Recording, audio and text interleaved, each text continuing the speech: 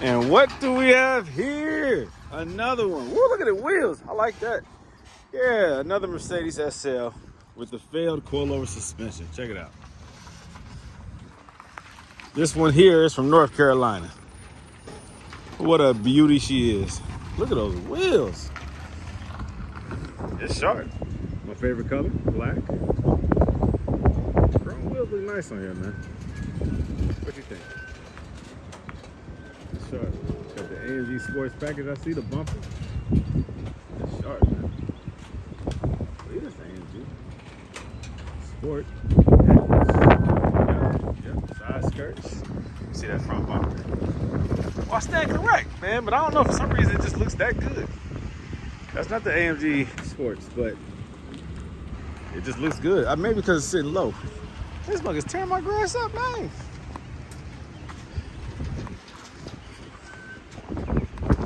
You ain't have to do all this, bro. No, fool.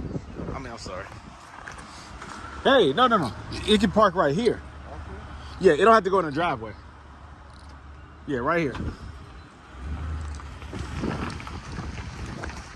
My bad, I didn't call him a fool. Tearing my grass up, man. Just put that grass seat down. Golly. All right. Yeah. Not in the driveway.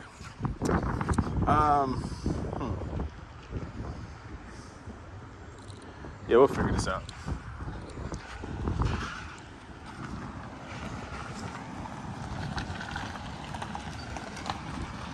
Yeah, it's low.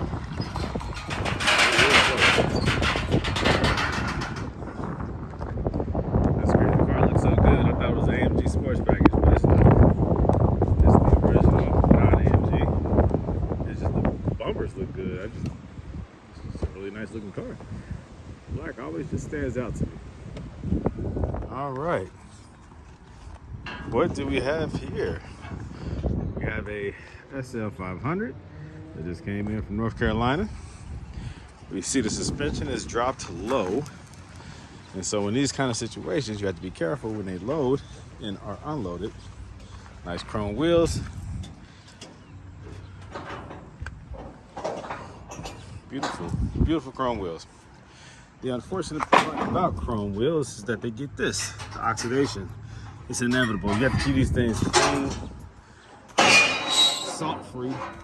I mean, just brake dust and everything can start to eat away at your chrome. So it's hard to keep chrome perfect.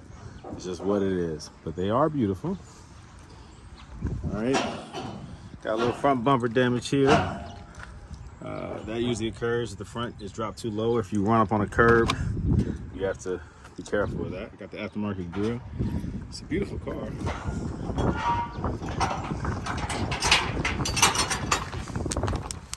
So get this unloaded. So because it's so low, I'm going to use some wooden 2x4s or some blocks to get it off of there so that the front end doesn't catch. It already has the damage there, so we don't want to make that worse.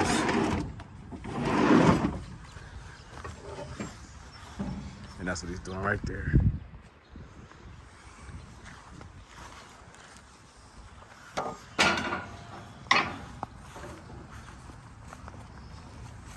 Looks like he knows what he's doing. Beautiful.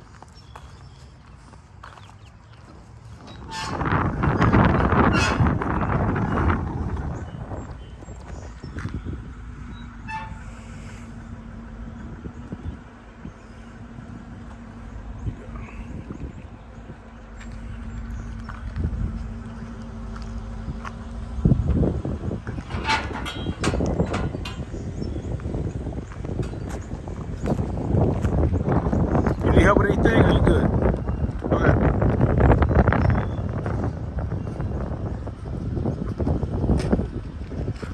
Seen these pop out before, so I'm gonna keep an eye on it.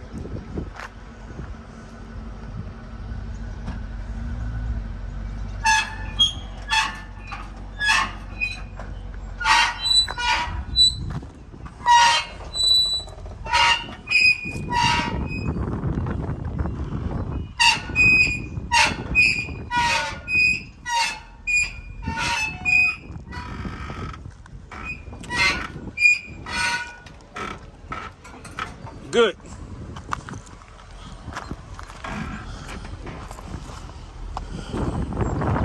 You're good. Good.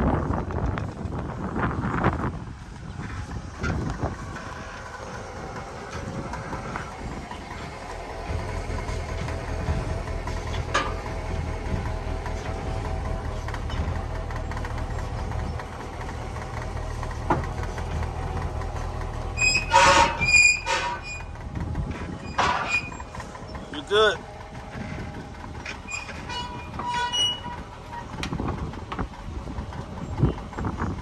Nice and slow. You're still good. Yeah, you're still good.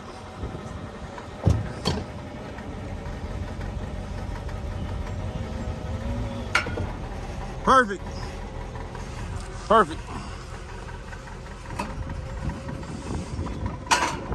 Yep.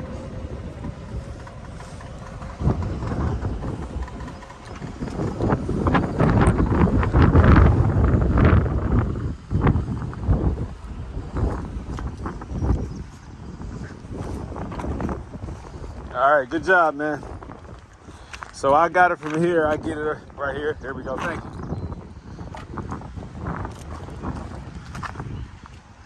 Do you walk around? Thanks.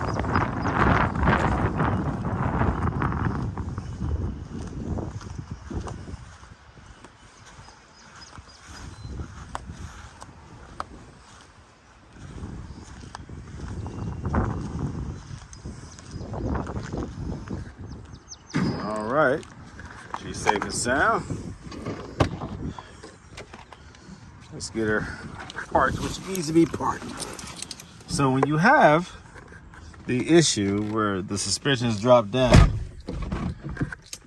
and it's unsafe to drive, as you can see here, ABC is low.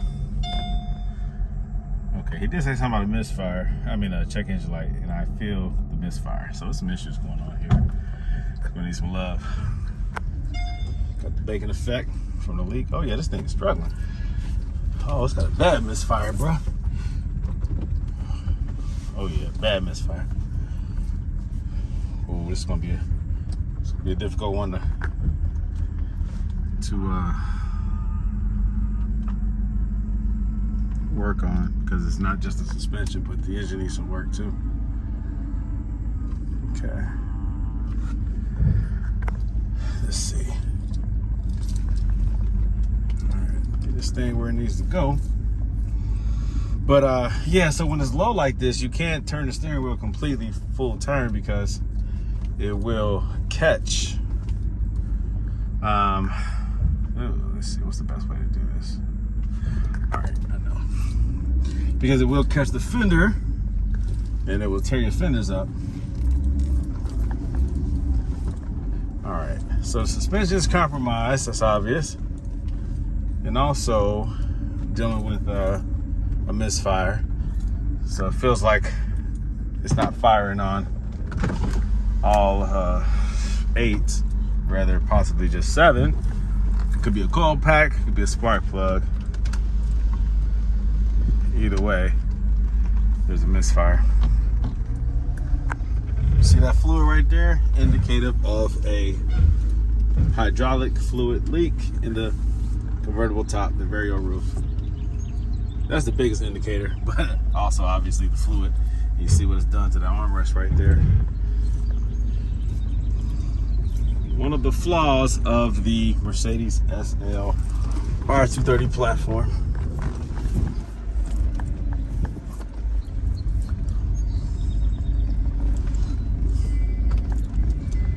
Well, I'll tell you, these transport guys, they're always trying to figure out, like, what is going on here?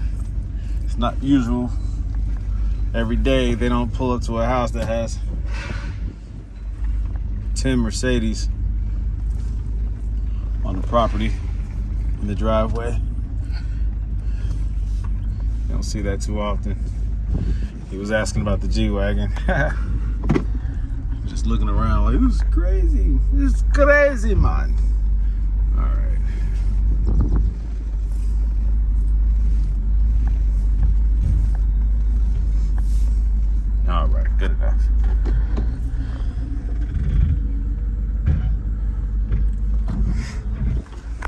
Okay, so we have this mirror right here and it needs some love. Unfortunately, that goes out because it has the automatic dimming and also heated. And some of them have the automatic dimming feature, so that goes out. Automatic dimming is when that flash that somebody flashes you, has their brights on, it will dim so it doesn't blind you. And some of these cars have it right here too. So when this little sensor right here, when it sees the flash of a high beam or whatever, then it should dim so it doesn't blind you at night. All right, so I can't get past the ABC without pulling that fuse to see how many miles is on here. The temp, I gotta watch that. It's moving. I just saw it move a little bit, so make sure that the cooling temperature is good, that it's not getting too hot, because the car just arrived here in Cincinnati and the temperature outside is moderately warm. It's in the 70s, so you just want to make sure that that's not getting too hot too fast. Check engine light, like I said, it's a misfire. It's obvious when you put it in drive. You can still feel it in park. It's a little bit of a shake, but in drive you can really feel it. Even on 7 cylinders, this thing has a lot of power. So some people will drive it like that, but it's not driving at its full potential, obviously.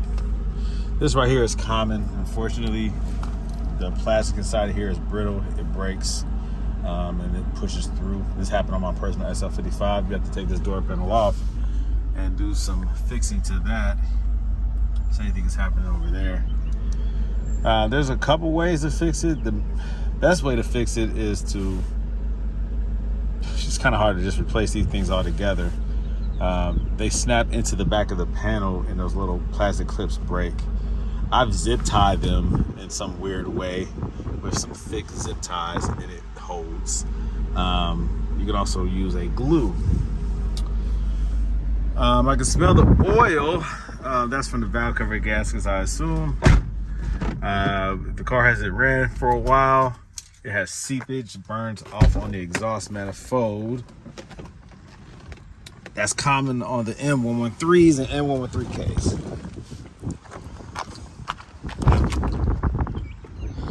Still, it is my favorite color SL, my favorite color Mercedes, period. And it just needs some love. Has potential. It's a really nice looking car. It just needs some love. Put this thing back a little bit more. Alright, so I'm gonna back it up a little bit. I have to finish the one that's in the garage. Alright. That one is from Georgia. So once I'm done with that one, then I'll start on this one.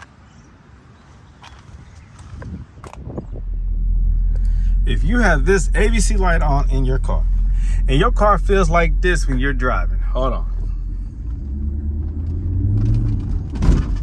Oh, God. Oh, man. Golly. All right, if your car feels like that, hold on. Oh, Lord. All right, that means that your ABC system has failed. Hold on. Oh, Lord. There goes another one. What you are hearing is, you're hearing your ABC suspension with no hydraulic fluid absorbing or playing the role of dampeners on your struts. Right now, the car is just bouncing around on the spring only with zero dampening because the ABC system, which stands for active body control suspension, which controls the dampening or the softness or firmness of your springs. It keeps it stable. It's always active, so it constantly changes depending on the driving characteristics and conditions of your vehicle. Now, because it is no longer working, the car looks like this.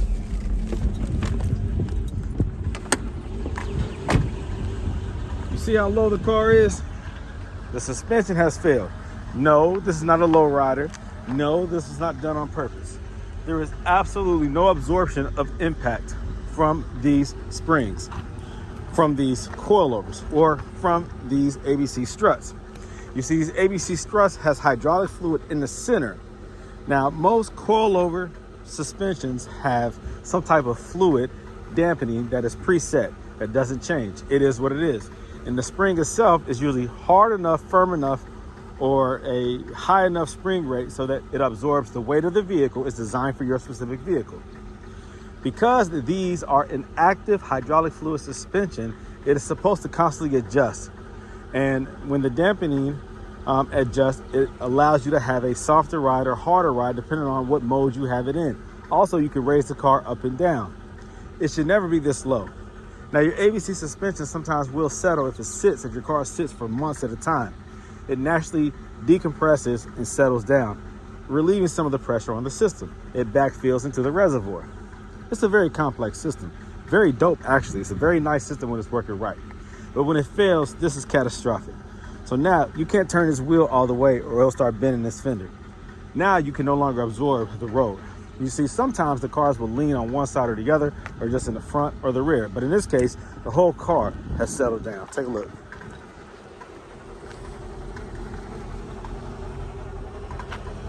All right. There's also some noise going on because this car has a misfire and the check engine light is on. So there's also something else going on. So the car needs to be really tuned up, right? It needs to have the coil packs or the spark plugs changed out. Or find out where the misfire is and just change that one coil pack if that's the problem. But the ABC suspension right now is a big problem, all right? So even if the engine was running perfectly, transmission can be just fine, you can't drive this car safely because the suspension is compromised. It bounces real hard. When you hit bumps, you feel it all over the place. The car feels like it's falling apart. You have to have either working ABC or, in this case, remove the ABC components and install adjustable coilovers, which is what I'm about to do. So that's why the customer sent this car from North Carolina to me here in Cincinnati, Ohio, to get rid of this ABC system, to get the height to where it should be, and to install Silver's Neomax adjustable coilovers. That is the solution for these cars that have failed suspension. These Mercedes with active body control suspension, failed hydraulic suspension, you get rid of that crap so that you no longer have to keep putting money into it. People who want to maintain and keep ABC continue to put money into it. This is what it is. It will fail because the car has age to it. It's not necessarily the mileage, it's the age. This car, I don't know, I can't remember, 2005, whatever the case being, it's 21 years old, all right? They came out with this body style in 02. They stopped this body style in particular. They did a facelift and this, that, and the other. 2011 is what I do these coilover conversions up into. Then they changed the suspension again. So 2002 through 2011 are the suspensions that I swap out. All right, so that's why this car is driving the way it is. That's why it feels the way it feels. And it's unfortunate because this car, brand new, was over, in many cases, $100,000. But this is the Achilles tendon of the vehicle, the suspension. Got a little ESP going on. Got a little misfire going on. A bad idle. This is all going on with this car from North Carolina. So he's paying me to go ahead and go through the car and get things right. Of course, suspension is what I focus on primarily. Sometimes I will, from time to time, take on some additional work. It just depends on what I feel like doing, how tight my schedule is with the other cars coming in. Like right now, I'm scheduled to do this car, and then I have one from Pennsylvania coming.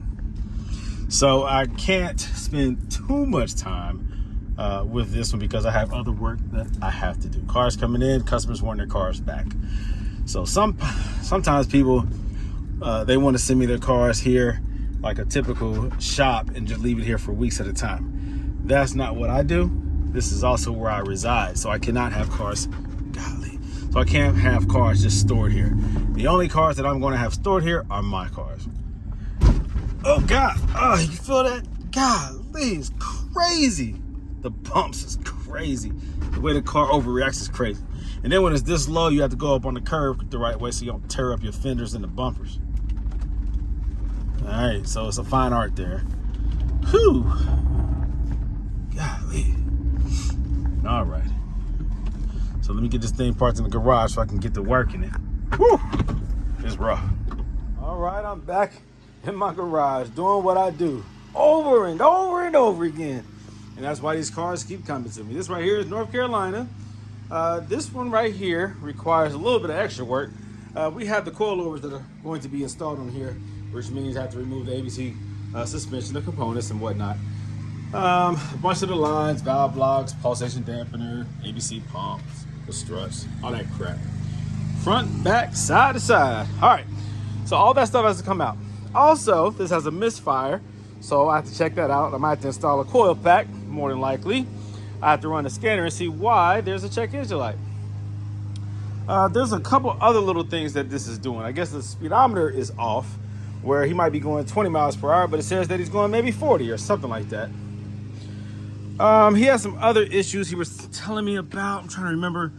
I haven't written down. I have to go through them, but there's like a lot of little things like the lights. I think the marker lights, none of them are working. It's something else. I can't remember this time, but I'm gonna go through it. I'm gonna look at my list and see what all I need to take a look at. Some things I'll repair, some things I won't. I can point him in the right direction as to what it needs, what I recommend. Again, I'm going to run a scanner and just see exactly what's going on here. But I am going to start my regular coilover conversion like I always do. I'm going to remove the power steering pump, the ABC pump rather, in favor of a standard power steering pump. This right here, excuse me, oh, I just burped. Ugh. Hey, why do burps stink? It's like the gut, everything in your stomach just comes up out your mouth, you know, the smell, the odor, whatever. That's nasty. Anyways, so these have to come off. The front of the engine cover will pop up and be removed. It pops up, slides out. Do it gently, you don't want to break it. All right, it pops and it slides out towards you, towards the front of the car. Once you unpop these and these, then it slides out because you have these two grooves right here. Just in case you didn't know. All right, those right there. So it slides out once you release. This one right here is present. This one right here is not. It's stuck right there. This one right here is there. So unfortunately, those do break out sometimes. Just be careful removing these. Let's see. Yeah, so the reservoir, this shield right here will come out. You're going to reuse this one right here. The pump itself will come out. You have to go up underneath, remove all the the covers up underneath the panels. Remove all those. Also the wheel liner. I'm going to remove the front and the back because I have to remove the pulsation dampener, which is back there. The valve blocks are right here. But you have to remove all that liner so that you can get up underneath and get access to the bolt that secures the bracket or the bar that attaches the ABC pump to the engine block. It's that rear bar, it stabilizes it, right? Gives it that extra point so that this big old oversized heavy tandem pump that operates the power steering and also the suspension can remain stable. So it connects in the front and in the back. And there's another 2 bolts that connects back there. So you have to remove all that stuff. It's tedious. You know, this is the most stressful part for a lot of people, but I do it all the time, so it's no big deal for me. So I will go ahead and get started. And the video, I'll pick up and show little things that I'm doing, but I'm not gonna show the whole process because I have a lot of videos and you can piece them all together. I do have one video that I have not posted yet that shows everything, and I'm going to figure out a way to do pay to play so that video I can receive you know, residuals off of that video. It's a very time consuming video. It took a lot of time, a lot of effort to put it together, and I need to be rewarded for that, right? Because a lot of shops call me and I explain over the phone how to do this. A lot of customers call me and I explain on the phone how to do this. I make a lot of video content explaining how to do this. So I think I've earned, you know, the right to do pay to play for that video. So I'm going to continue to share little tidbits here and there. Let me get the process started. I'm going to remove this wheel, remove the liners. There's 10 millimeter plastic bolts that, or plastic nuts that come off, 10 millimeters. There's a couple push pin connectors right there for the panel. There's 3 in the front. Sometimes they use an 8 millimeter one up underneath. Usually it's a 10 millimeter, but have your 8 millimeter socket available as well because you need that to get all the ones from up underneath the car. Sometimes you run across people who have like lost those bolts or those screws and they put other ones in there, but factory you have 8 millimeters up underneath and a bunch of 10s on the side in the wheel wells. So you gotta have those tools available, remove those under paneling, and then get up in there and remove the bracket. There is a 14 E14 bolt that runs that runs that rear bar into the engine block. So you have just enough access when you look up underneath to see it. And then you have to use whatever tool you have that best goes into that, breaks it loose a little bit. And then I have one that is a power tool that it's a ratcheting tool that pulls it all the way out. So figure out what tools you need, a combination of whatever. I have a lot of tools. I have tons of tools that I use to do this job. And so that's what I'm about to do. Once I get that pulled out, then I put in a standard power steering pump, and then I start removing all the other stuff. The lines that run across the front, the valve blocks, the lines that run to the front struts, the cooler, oil cooler for the ABC system. I remove that. You know, then I start working my way back and remove the lines and the valve blocks in the rear. And then I get ready to remove the struts in the front. I install the Silver's Neomax adjustable coilovers, and then I do the ones in the rear last. All right. There's little tricks throughout this whole process that I can explain. I'll show a little bit here and there. The customer was interested in getting rid of these wheels because they have oxidation. This is the bad part about chrome, is inevitably with the weather conditions, especially salt, they will oxidize. You have to clean these things all the time to keep the dirt from the road off of it. But over time, they will, over time, begin to corrode. Just what it is, because it's chrome overlay on top of steel wheels, usually, or aluminum. So they are very heavy, very, very heavy. Chrome is heavy. So it's not preferred or recommended for high performance cars because it's a lot of rotational weight. So I always go with the super light alloy wheels personally, such as these. This customer wants the new wheels. I have some wheels with tires already on them, some 20s. But he wants, he's interested in the ones that I have, but he's really wanting like a concave 5-star, something like that. And I have some other wheels that he has shown me pictures of that he really loves, but none that I'm selling. So the ones that I'm getting rid of, that I'm willing to get rid of, those are not the ones that he wants. He's trying to keep it under a certain number. It's hard to do with the right wheels that he wants and a tire combination. He's trying to keep it under 2,000. It's kind of hard to do.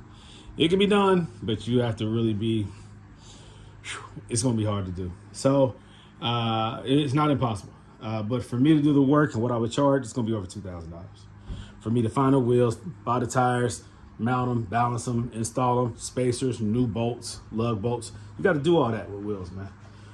You very rarely can use the original lug bolts. Plus, most of the time you don't want to because they're rusted and oxidated. So it's a process. You're going to spend a little bit more than $2,000 for the whole process, but it's worth it. That's why I have wheels on all of my cars. It's just what I do. But you got to be willing to spend the money. You know what I mean? It costs to floss. It costs to be a boss. Oh, he has also this going on. Ooh, it's wet. Look at that. That's not the wet that you want to see. All right. So this baking effect right here happens when you have hydraulic fluid from the air, from the roof, right? The roof has its own pump, it has its own hydraulic fluid. And when the cylinders leak, which is a cylinder right up in here, when that cylinder leaks, it leaks right here. And you get the baking effect. Whenever you see an SL that has had leakage coming from that front cylinder, it leaks out of this seal right here, which is rubber. For whatever reason, it warps every single time. It has like a soft, velvety feel to it, but once that oil gets on there, it does this and you're done. Also, if it does it for too long, you'll get this. See, and that's crazy.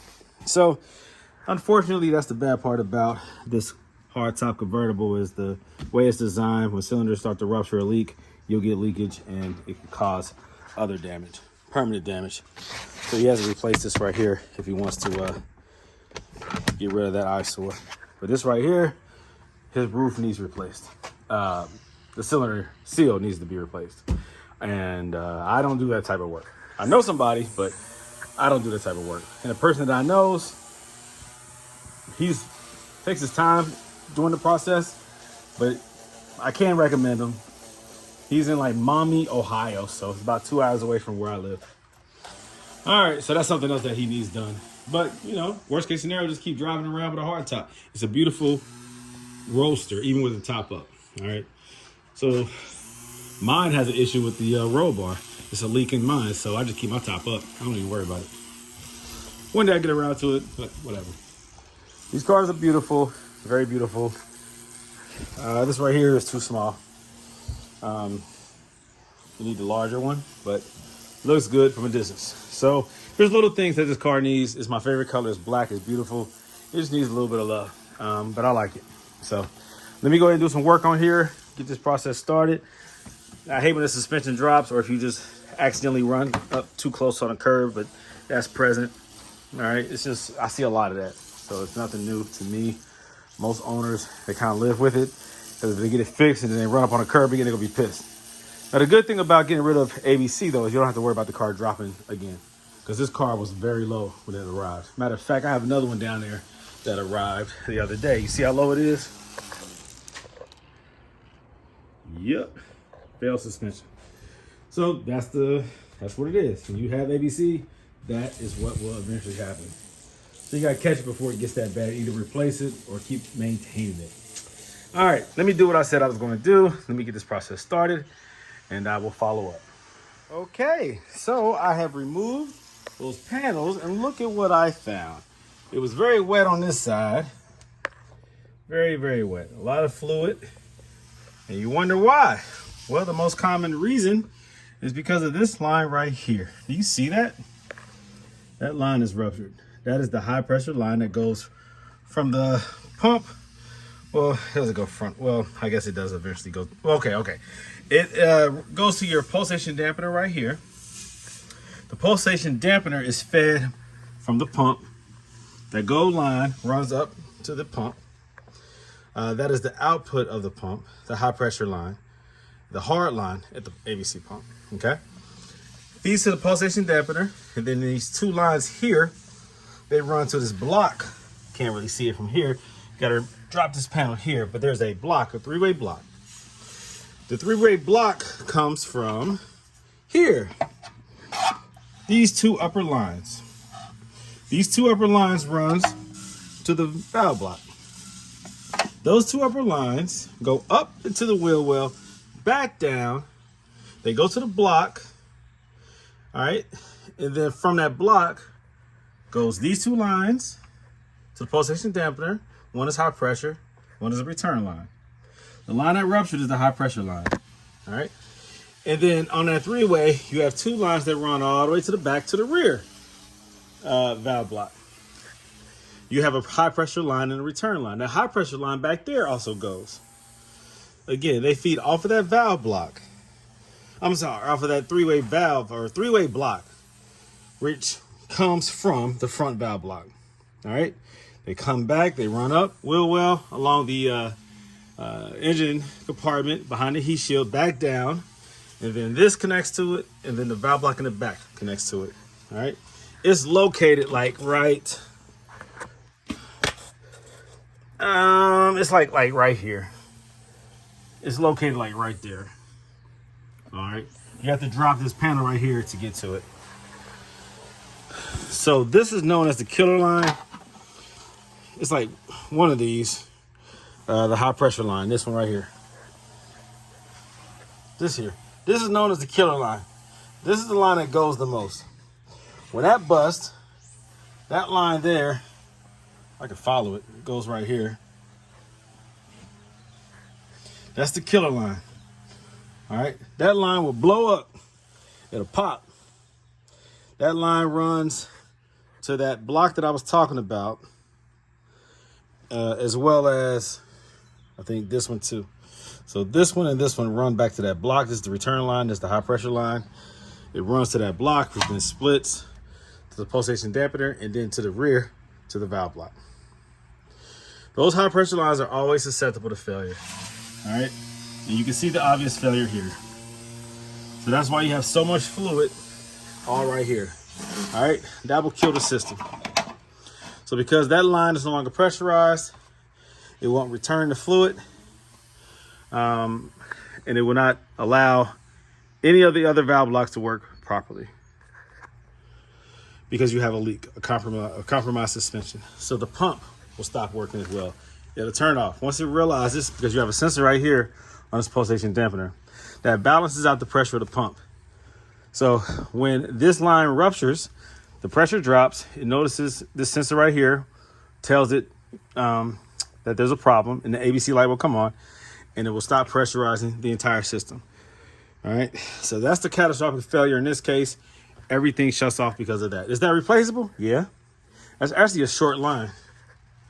You have to remove the under paneling, get to the three-way, and take this one off. All right, off of that. It's not even that long. It's like maybe a foot and a half long. All right, so that's replaceable. In this case, that could have been possibly replaced, and the whole system could have been saved potentially. I don't know if there's any other issues, but that is an obvious one. There's a lot of fluid up underneath this car that's leaking. I don't know how long that has been going on. If you continue to drive it with it ruptured, with the other components not working properly, not being pressurized, the system not being on, you could do damage because the fluid is not pressurizing or dampening the struts. You're just bouncing on the coils, which are overly soft. And so it can cause damage to the seals and the piston itself because it's not being controlled, and it's just like bouncing up and down, and it's banging around, and you can cause premature wear to the top of the struts. You can't see it here, but there's this soft foam padding across the top of them. And when these things bang around like that with no fluid, no active fluid, it can cause premature wear to that. But also just the construction of the struts themselves can be damaged. The internals of the valve blocks can be damaged because it's just, it's not a pressurized system. It's not turned on. So you have fluid that eventually will push open the solenoids on the valve block. And now you don't have it being regulated. So whatever the car is doing, it's not being controlled or regulated. The accumulators are not absorbing the impact like they should. It can cause premature wear to those as well because you don't have a control system. So it's kind of like just freelancing and doing whatever it wants to do based on you driving it. So that's what I always recommend. Like, if the ABC system fails, stop driving the car. Hopefully it locks out, and usually whatever fluid is in there, the valve blocks close, and it usually stays up for a while, allowing you to get it onto a tow truck or drive it home safely or to a garage. So you don't want to keep driving it around. Don't get comfortable with a non-operating ABC system because it will compromise the system even more and cause even more damage. All right. Hope you learned something. Okay, so how do I get this bolt? Let me see, put some light up there. Do you see that bar right there? That bar right there has this bolt running through it. That is the most difficult bolt for a lot of people to get because of its location, because it's all up in there. Now, as you can see, I have the under paneling removed on this SL. You have to do that in order to get up under here. You have clear access to that black bar that connects the ABC pump to the engine block. Okay, you see that you have clear access to it. Now it's still tight in there though, and in order to get in there and to break that bolt loose, I use this. First, I use a ratcheting long wrench, right? It ratchets. Okay, I put this on it. This is a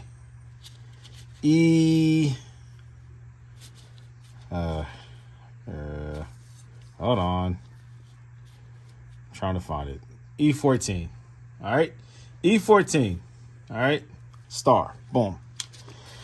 I break it loose with that. You just have a little bit of room to swing it, right? Just a little bit of room. But you need something long to get up in there. You have just enough room to break it loose. To ratchet it, to get it off, I do this. I put a 10 millimeter longer socket onto this right here. Okay, a little light.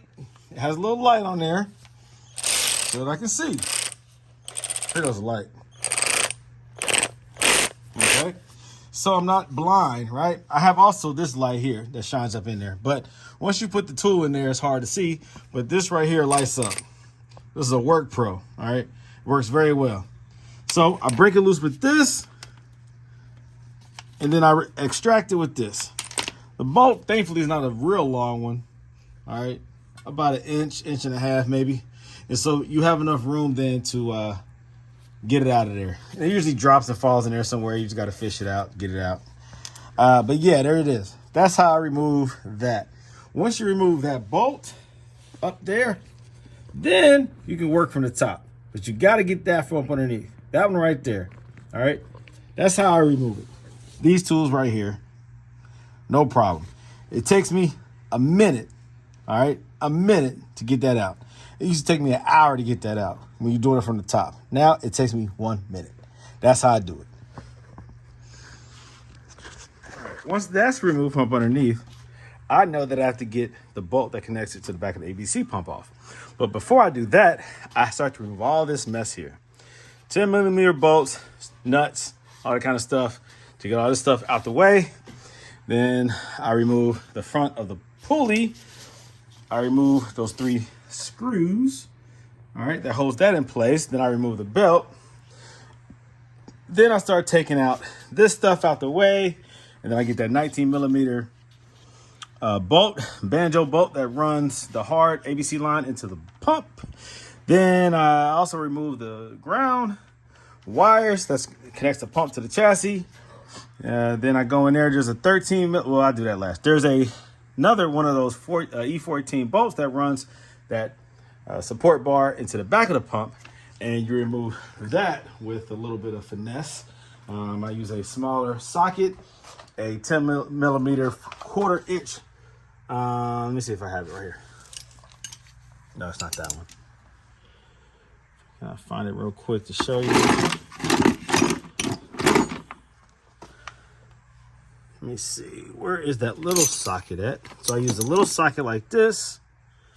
And then I use a long, skinny, oh, here it goes. A 10 millimeter like this. Combination of these two right here.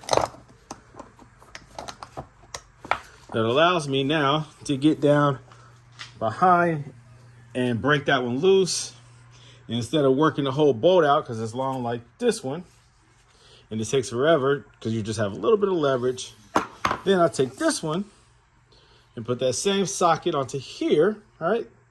Then I attach that to my drill with an extension.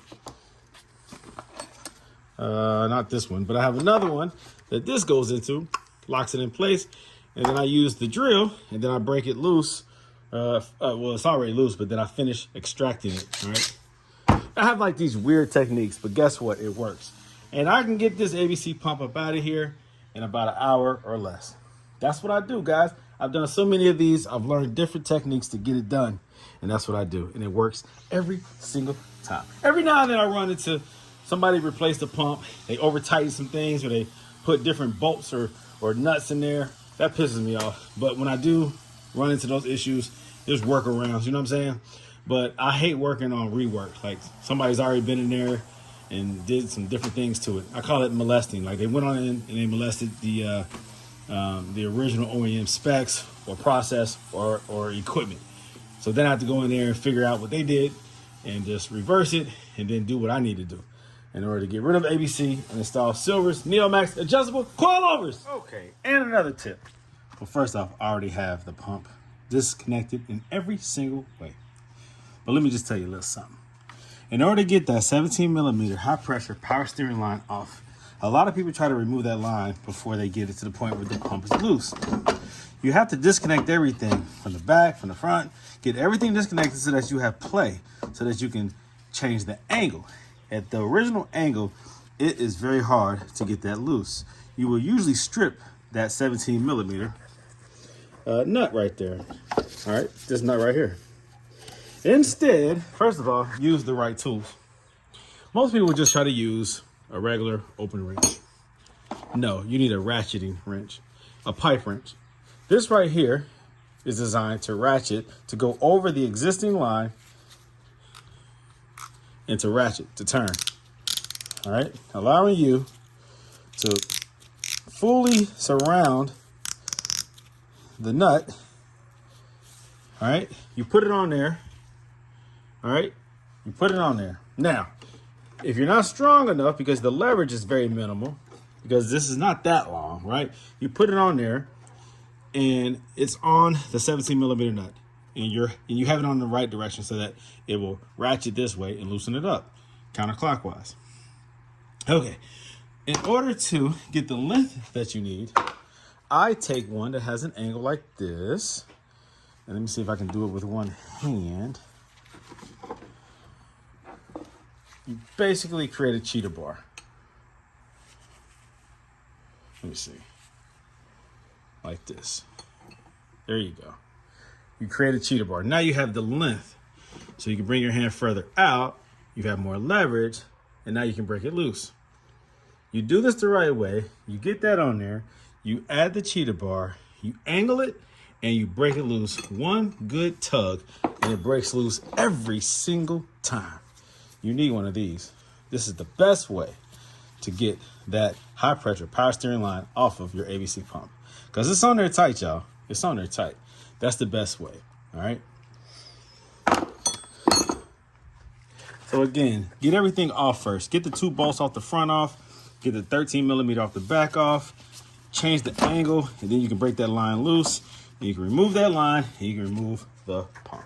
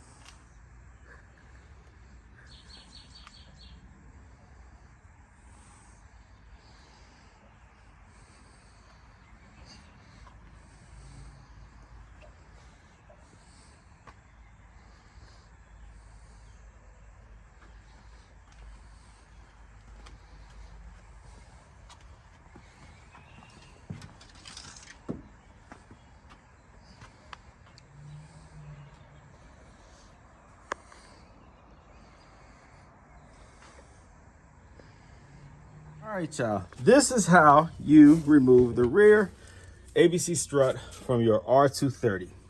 You drop the inner control arm. You do not remove the outer hub assembly. You do not remove the brakes, none of that crap. You simply remove the bolt out of here. It's a little torsion bar thing. You're going to remove the bolt out of the strut. And you're going to remove the inner bolt that connects it to the chassis, the inner control arm. This right here is the lower control arm. You're going to remove the bolt that runs it to the inner, all right? Right there.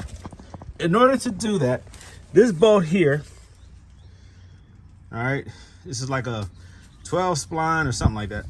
I use a T55, all right? It can strip it if you're not careful, or you can use what you're supposed to use, right? The spline. It's a 20 point or a 12 point, I can't remember. But either way, you need to get that out of there. You have to, on the SL500 and 550, you have to raise your exhaust piping right there that runs to the muffler. I do that because I use a jack right there, and I put a jack stand up underneath there. And I lower this jack, which lifts this right here. You have to do that to get the clearance to pull this bolt out. Otherwise, the bolt will run into this. So you have to lift it in order to clear it to get that bolt out. You also have to use, well, in my case, I use another jack here to raise up this torsion bar to create the clearance that you need to get that bolt out as well. So this right here flexes. It flexes, so that's nothing, all right? So I jack that up, lower it to lift this up, lower that jack, all right, to lift this up, get that clearance.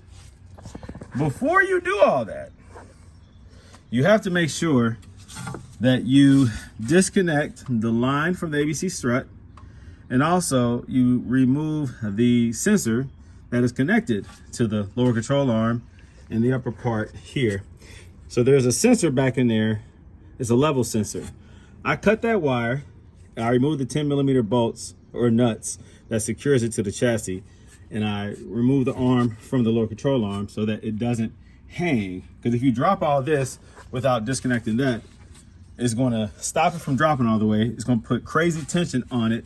It might snap the arm to that sensor, but even if it doesn't, it's hard to remove it at that point because it's under so much tension. It's under the weight of this lower control arm trying to drop down. And all this stuff is heavy, and the ABC strut is very heavy. So remove the level sensor first, and also disconnect the line. Now I wind up cutting that line. I don't even try to do like the quick disconnect. I just cut it. I cut it from, it comes down here, I just cut it. I'm not trying to save my ABC. I'm getting rid of all this crap. I'm removing as much stuff as possible, all right? I cut the lines that run from here to the passenger side. I cut the lines right up in here. I mean, I removed this valve block. I really am destroying this ABC suspension because I don't need it because I'm doing Silver's Neomax adjustable coilovers. So that is how you remove this ABC strut. Once this is dropped down like this, then it's just a matter of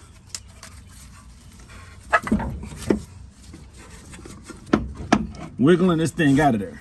You have the space, you have the clearance. You might have to move this arm a little bit.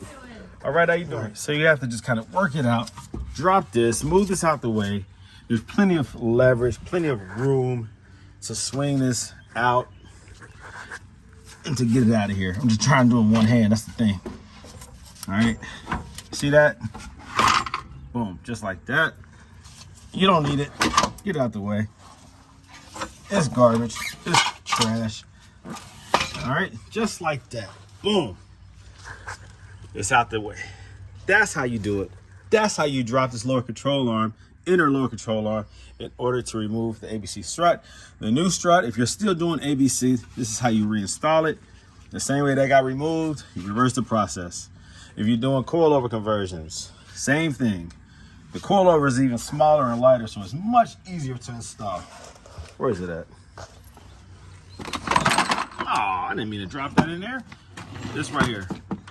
Much lighter, thinner, easier, aluminum alloy, solid, adjustable, dampening is adjustable, height is adjustable, spring load is adjustable. I love this thing. These right here, this is the answer. This is the cure to your R230. I promise you, this is the cure. This is why so many people are sending their cars to me from out of state to do the coilover conversions, because I do this. This is what I do. I'm not going to try to, lie to you. I'm the expert at this. I know what to expect. I know how to adjust them. I know how to do it right every time. So if you need my assistance, don't hesitate to reach out to me. Area code 513-967-8079. I'm here for you. All right. So hope you appreciate the tip. Keep on working, guys. Don't give up. These cars are worth saving. Do what you got to do to save them. This is this is Brandon Green, owner of Gold Element Autoworks, and I am out. Let me go ahead and finish this conversion. Alrighty, guys. This car is done. It's pulled out. The coilover conversion is done. I still have to do the check engine light, figure that out. I did the struts for the trunk. I gotta close the hood. Oh, the batteries. Oh, the locks are not working. No, why? Okay, I figured that part out. Hold on. Okay, I had to use the metal key inside of here to unlock the doors. Didn't know that was a problem. Okay. let's go ahead and drive this bad boy, see what's happening. Said the horn doesn't work. Don't know why, so I have to look into that. Horn doesn't work. There's a check engine light on. The battery in the trunk obviously has some issues with that. I don't know what this means, guys. Does that mean charging? I've never seen the arrow, the crooked lightning bolt type arrow. I've never seen that before. Again, check engine light is on. I gotta figure that out. Still need some love, guys. I got a coil pack here just in case. Sorry, guys, sneezed. Sorry, that was so unprofessional. I'm so sorry. Okay, yeah, Bosch coil pack just in case it needs that. I wanted to order it so that it's already here. I will put my scanner on there and see what's happening. But I'm going to drive it. Right now I'm focusing on the coilover conversion, nothing else.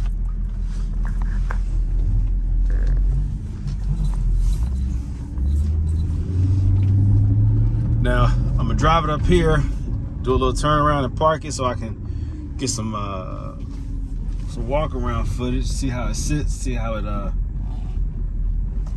it's looking.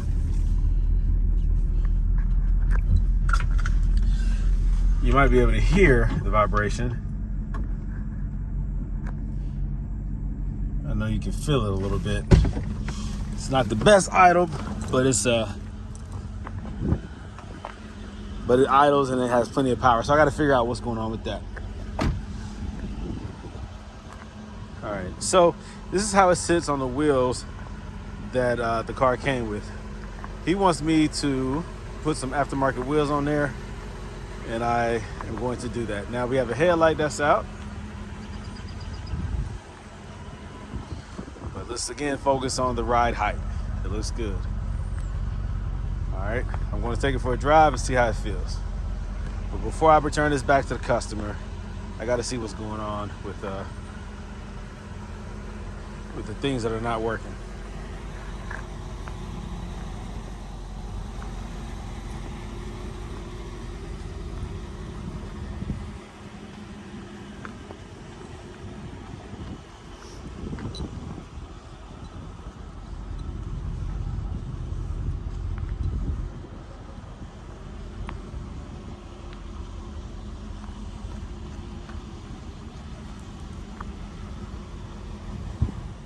All right, back inside the car, put my seatbelt on, and let's see what's happening. And I gotta figure out what that arrow means. Right now it's 21 in the front, 18 in the rear. A lot of my customers lately, I've been softening the rear to like 17. It all depends on how the car feels. It depends on how tight the suspension is, bushings, the profile of the tire, size of wheels.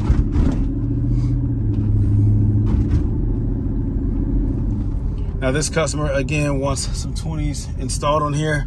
I have a set that he's interested in buying. Yeah, I feel that unsteadiness. It's definitely a misfire.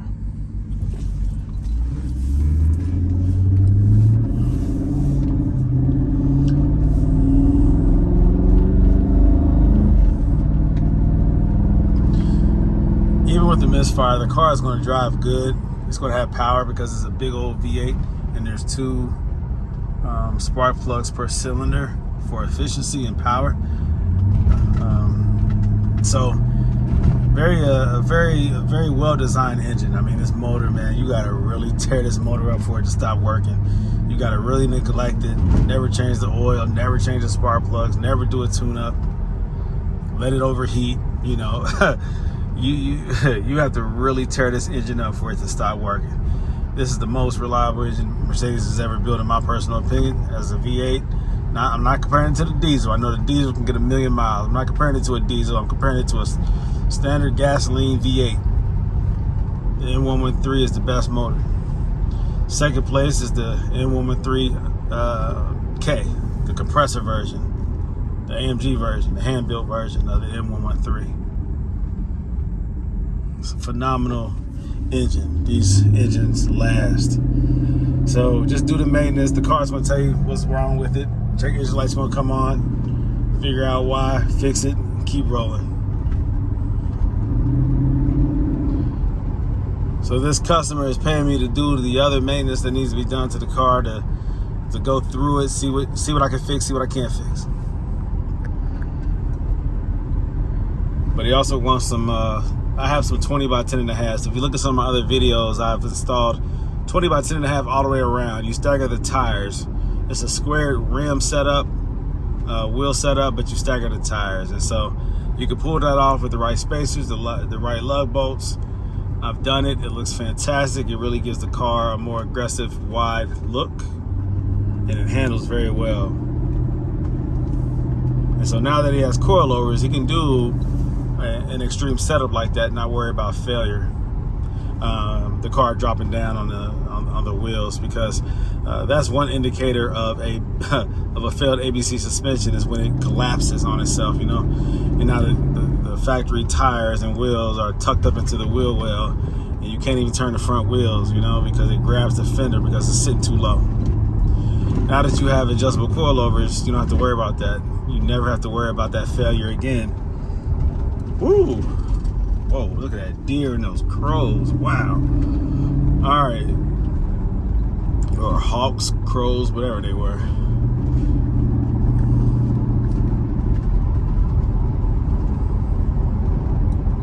That's a dead deer. Man, sucks. All right.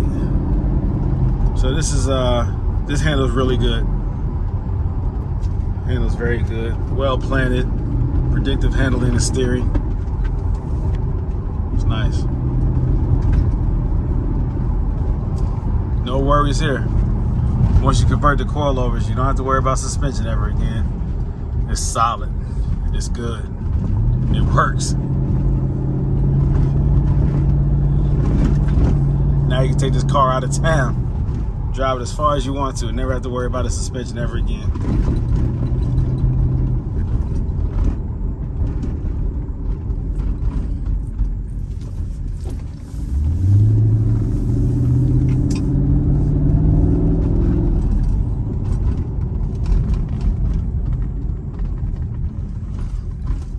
So the sun is going down. It's the evening time. So I'm gonna go ahead and do the wheels tomorrow morning.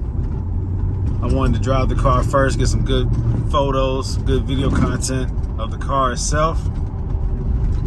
Then I'll start the next part, the next phase. I'll start going through the car, seeing what it needs to be fixed, what I can fix while it's in my possession.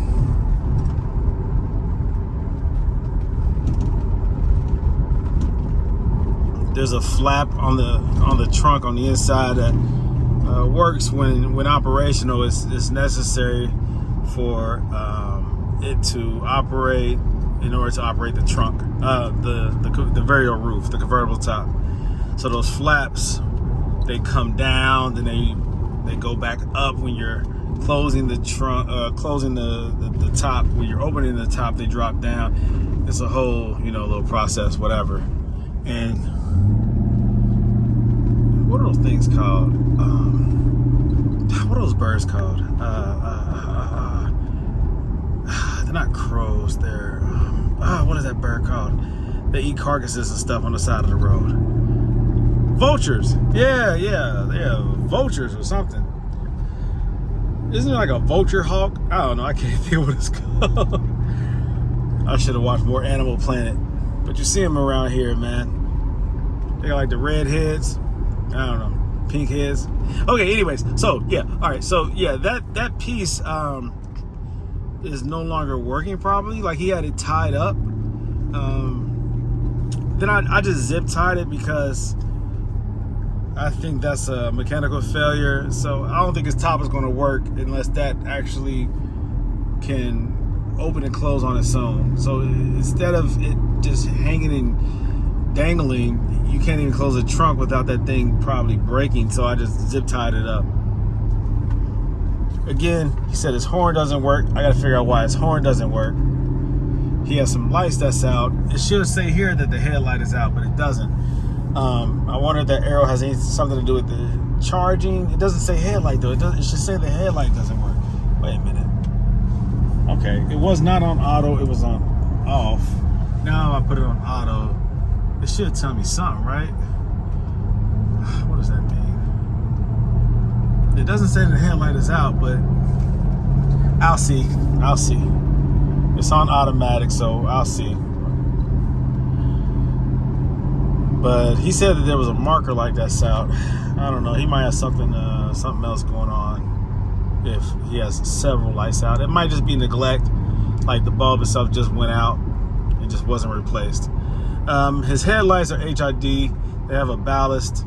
On the on R230 on the SL, the ballast and the bulb are connected, so it's all one piece. No, wait a minute, I'm lying. The ballast goes up underneath the headlight assembly. There's a square. That's the ballast. That's the thing that charges up. It sends the high voltage to the bulb, which has a square bottom to it. Daggone it. And it's on the passenger side, the hardest one to get to. Most people have to drop the bumper and remove the headlight in order to get to the back of it. If your hands are small enough, you can get in there barely. And so I'm going to try to do it without having to remove the headlight or drop the bumper. Let me see.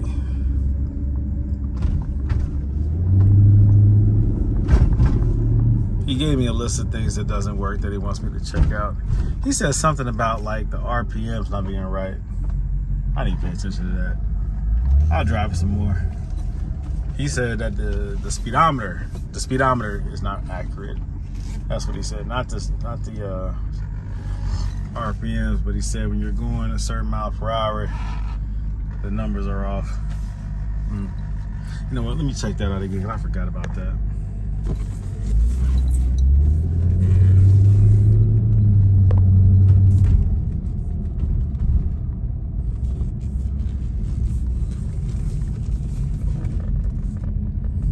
Doesn't feel like the numbers are right.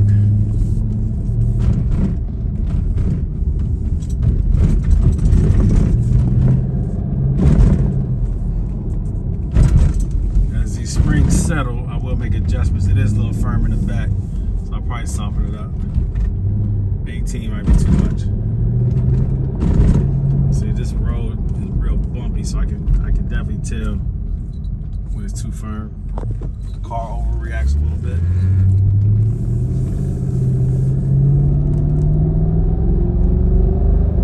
Okay, I see it. Now I know I'm not going 60. That's a lie. Dang, that mother say I'm going 80. Bro, I ain't going no 80.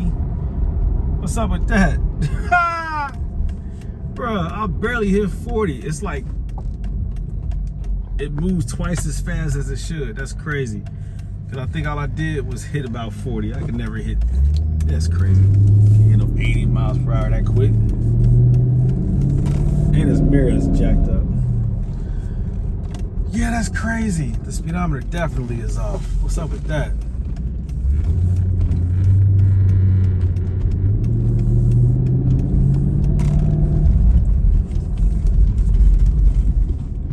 That's wild.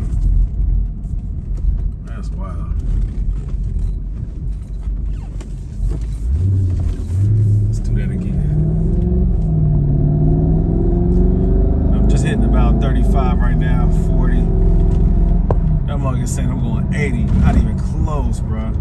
Residential, 80 miles per hour? That's a lot. Dang, that's crazy. Okay. Yeah, he has an issue there. Alright. So I will solder up the suspension.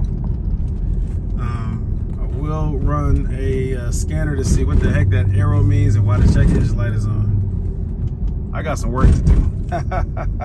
But the coilover suspension is done.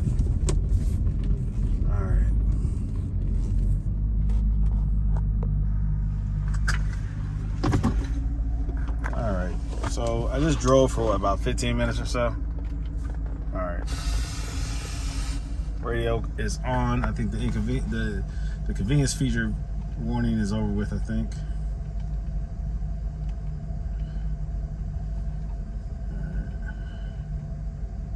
It still says it. I'll turn the car off and turn it back on. It should go away. License plate. Okay. All right. So let's try this again. All right. Let's see what lights came on. Please let them headlights come on. I do not want to change that out. Good. Look at that. Thank God. Shoot. Ugh. I was not looking forward to doing that. Goodness. All right, let's check out these fogs.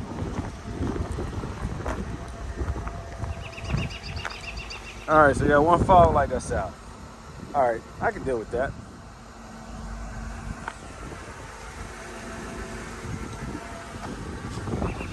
Marker lights are not on. This one is.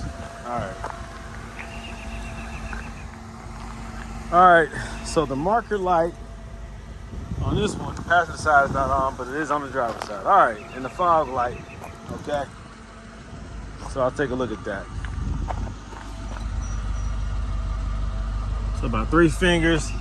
I'm gonna leave that up there. It's gonna settle a little bit, but I'm gonna leave a little space because I'm about to be putting some bigger wheels on here.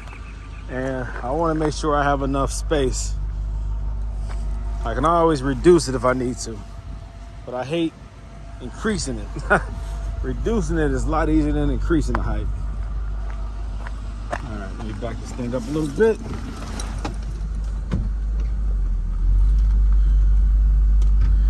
Okay, we'll leave it there.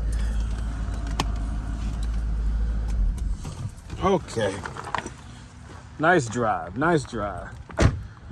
It feels the way I thought it was gonna feel, the way it's supposed to feel. It's a nice car. But I still have some work to do to it. It's gonna be very nice when I'm done with it. But that's it for now. I'm going to bed. Nah, I'm getting something to eat. All right, I'll be back tomorrow. Okay guys, so you see what it is. I'm picking back up in the morning.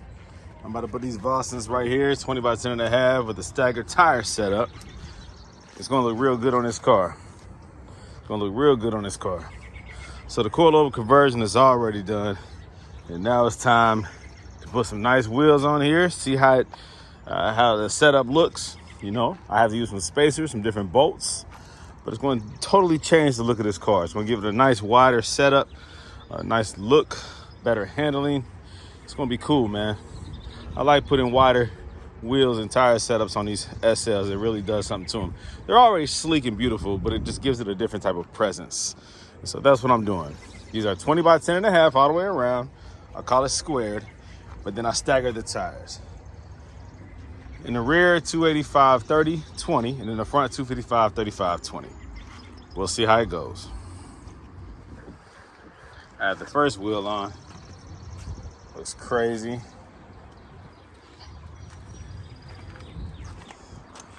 It's jacked up in the rear, so the car's not sitting on them the way that they will, but you'll see. I'm gonna drop it back down once I get this rear wheel put on.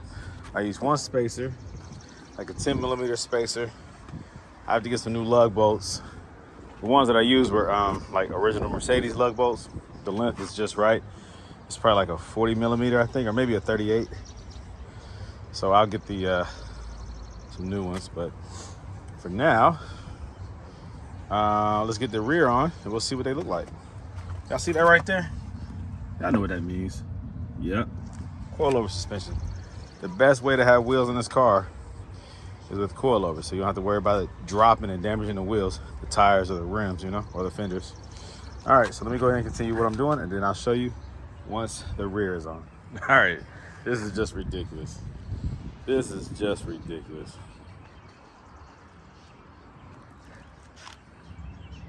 I got the spacing just right. Goodness gracious.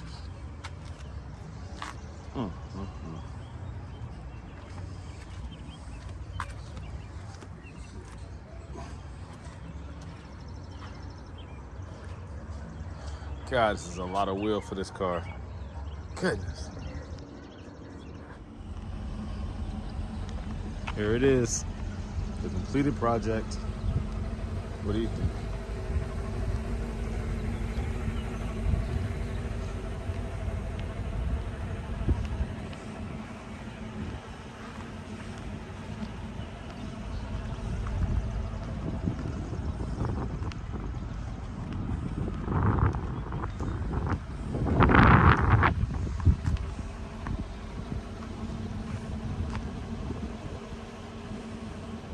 Yeah, this is a nice looking car. Hold on, wait a minute. What is that up there? Is that a Supra? A Toyota Supra? With the drag wheels and tires in the rear? Is that potentially a twin turbo? Oh my God. Ooh, look at it. He looked back at it too like, yeah, I know what it is. Okay, all right, my bad, I got distracted. All right, yeah, back to this. Yeah, I just put some custom wheels on this bad boy right here, this SL500. These are Boston 20 by 10 and a half all the way around with the staggered tire setup. But yeah, that's cute. Yo, for real? Do y'all know how much this costs up here? You know how rare those are? God. Okay then. Okay then. Okay then. Whew. Okay, so regarding the check engine light and the misfire, the scanner is telling me this.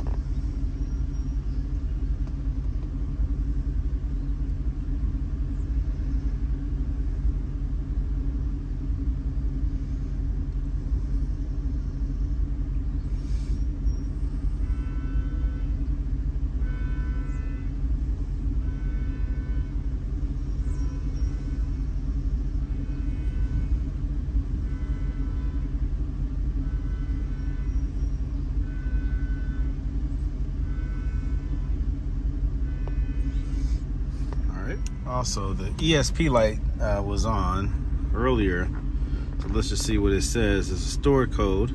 All right, the steering angle. All right, steering angle sensor is not initialized. That's current is stored, so that's more important. Okay.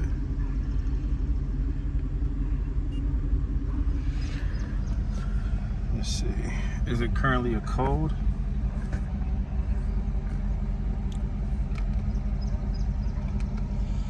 Okay. So I'm not seeing it as a code now, but it was earlier. Okay. Still gotta figure out what that lightning bolt or arrow is. Okay, so I hit the voltage body supply something. Voltage supply something. All right, let's see what it says here. The vehicle power supply control module. Okay.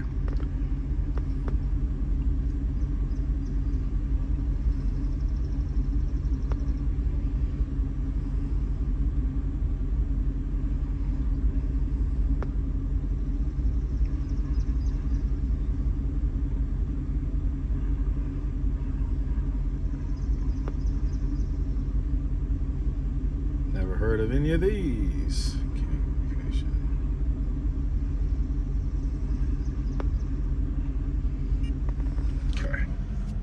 Okay, now I'm looking at the driver's side SAM unit. Refrigerant. Okay, so that's the AC. Alarm signal.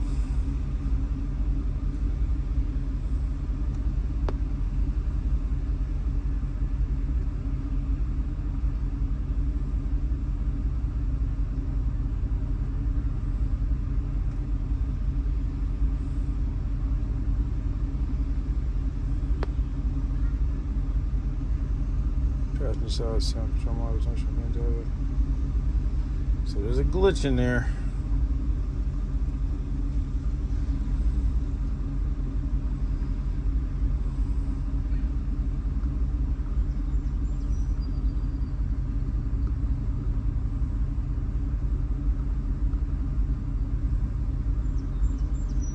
All right. Okay. And then we have here. This is the rear signal. SAM unit.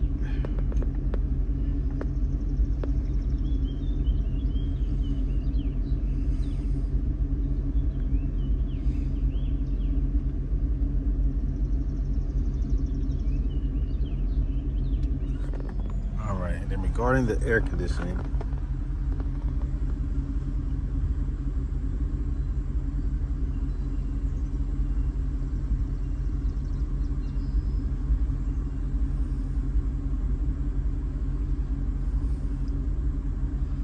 getting a lot of that out the size SAM unit.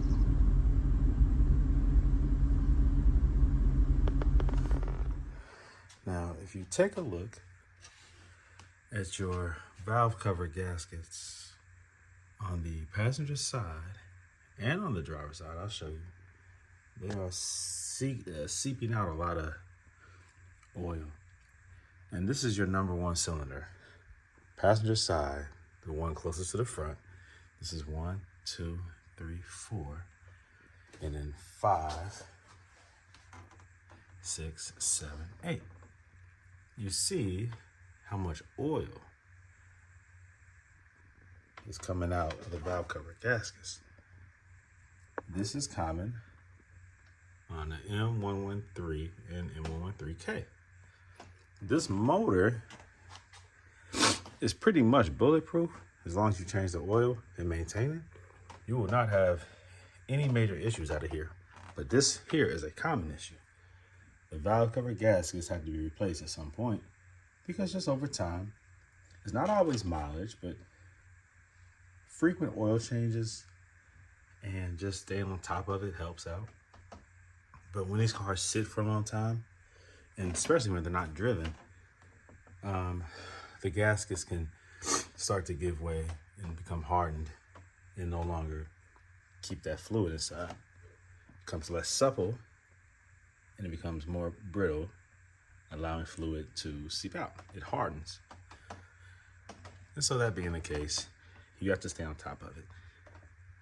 This car right here is misfiring. Cylinder 1 is kind of random.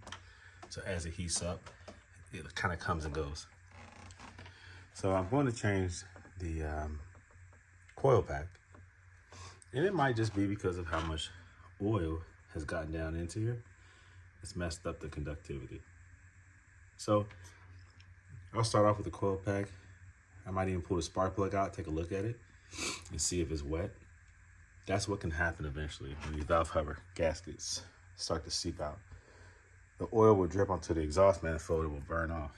That right there, that's the exhaust manifold. That runs back to your header, or down to your headers, and then down to the exhaust in the rear. So that oil naturally, as the engine gets hot, especially as it warms up, you'll see a little drippage onto that. It'll start to burn off. You'll see smoke coming out the engine, and that's that oil burning off the exhaust manifold. Common issue. Change your valve cover gaskets and you won't have a problem. Not head gaskets, valve cover gaskets. So here goes the issue that you have with your cylinder number 1, your misfire. It's likely related to all this oil that's coming out of your valve cover gaskets. You need to get this replaced on both sides. You got a lot of oil seepage. That's common on the M113 motor. Valve cover gaskets. All right, get those replaced. If you ever have oil that's burning off, you see smoke coming out the engine at startup after it's been sitting for a while, that's what it is. So that's something you want to give attention to. Likely that's the reason why you have a misfire. It could just be the coil pack, the wiring, or the spark plug. But oil's getting down in there. It's messing up the spark.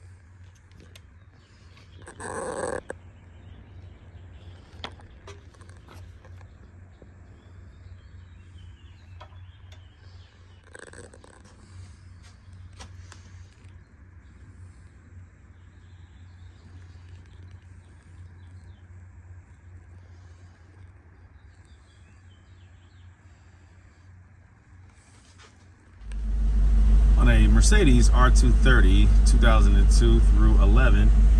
If you've ever gotten this warning on your instrument cluster, have you ever wondered, what the heck does this mean?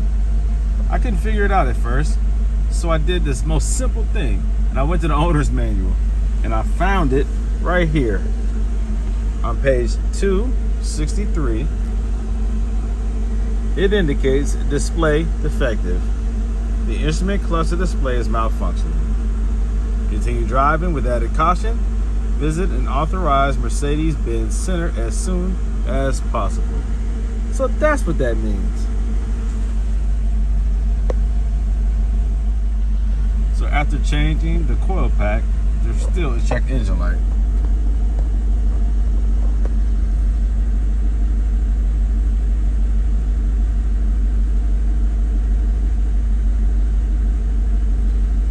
So cylinder 1 still has a misfire.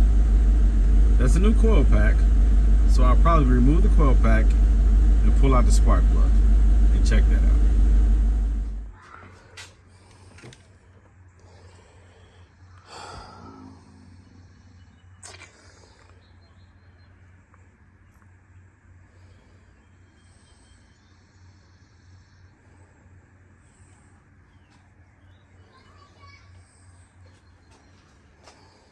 All right, so I did initially just the coil pack with a OEM Bosch coil pack. Well, still had the misfire. So when you first start it up, it idles high, so it's smooth.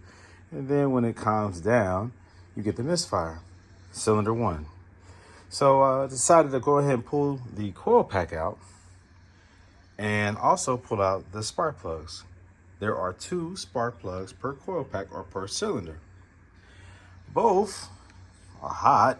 Neither is really soaked with oil. There is oil present. Again, that's due to the valve cover gasket, but they're not soaked. I've seen spark plugs with so much oil on them that it interrupts the sparking process. All right. This doesn't look horrible. Would I recommend some new spark plugs? I mean, why not? But there's nothing obvious. I've seen some horrible spark plugs. This does have some build up around it. So maybe if I put 2 new spark plugs in there, see what happens. All right. Again, I know that oil, excessive seepage can cause misfires. Once these valve cover gaskets are compromised, you see how wet it is? That can cause some issues. Oil can seep into the cylinder walls, causing misfires. So maybe if I replace these 2, let's see what happens. If I have them in stock. All right, so I do have some of these, some NGK spark plugs. Let's see, resistor type. Here goes the original Bosch, and here goes the replacement NGK. I know that gapping is important. I have a gapper, so I'll consider that. And I'm going to install these and see in cylinder 1 if it makes a difference. If it doesn't, I can always remove them. It's no big deal. If it does, you can keep them. We'll see what happens. Okay, so I went on ahead and put the 2 spark plugs in there, coil pack. So it has 2 new spark plugs on cylinder 1. It has a new coil pack. Put everything back together. And the idle feels a little better. It's a little smoother now. I ran a scanner. The misfire went away, but now it's focusing on this right here. Increased idle speed due to SBC low voltage. All right, okay, all right. Because it did stumble around when the idle tries to drop closer to like 6 to the 6,000 RPMs. It stumbles a little bit, the needle goes up and down a little bit, and then it goes up and it stays stable right there. So maybe that is the increased idle it's referring to. Now, SBC, which is your braking system, if I remember correctly, yes it is, low voltage. So that's something I have to take a look at. But yeah, it is idling better. It's the throttle is responsive.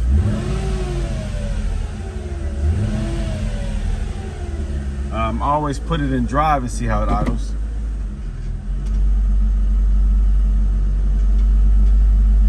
feels better, feels more stable.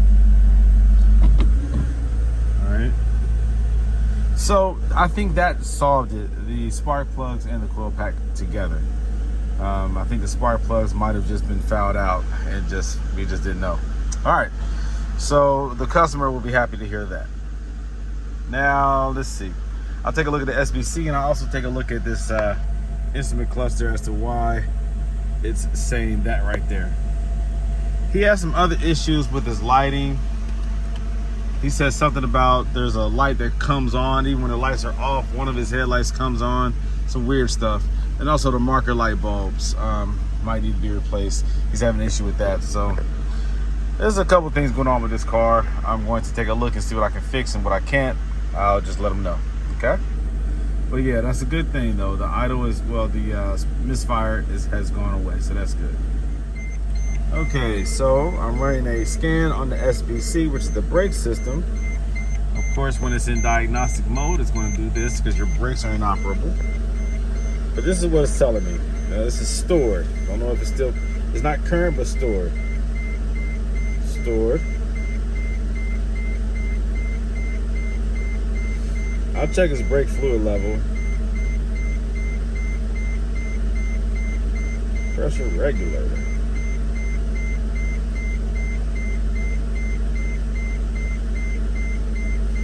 I know he has some SAM issues.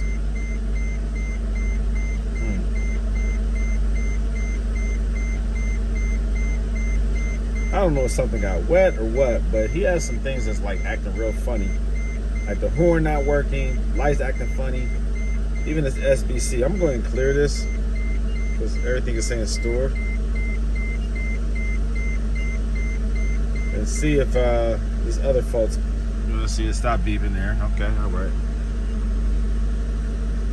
I'm also going to go into the display. Because he has that arrow and it says that it's a display issue, something with the cluster, I guess, or I don't know. All right, let me get out of diagnostics mode. All right, cool.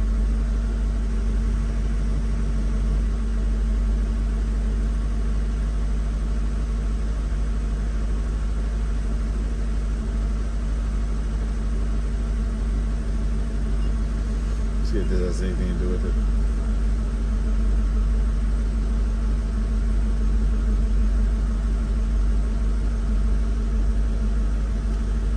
To go through each system is a time-consuming process.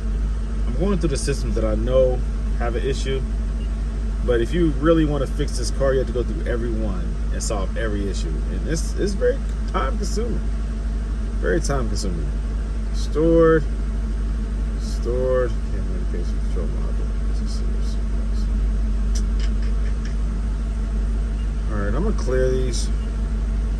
So I'm gonna go through, I'm not gonna record everything, but I'm gonna go through like each of these again and just see what's what and see if I can clear them, see what's stored and see what's current, okay? It's, like I said, it's time consuming. I don't know, that little arrow right there, I don't know. I'll figure it out. All right. I gotta go through his lights though, figure out what's up with that. See, he still has that arrow. So let me mess around with this some more and see what I can figure out. But I'm glad that the idle is smooth now and the sparks plug, each cylinder is firing properly. No random misfire, no cylinder one misfire. So that's success.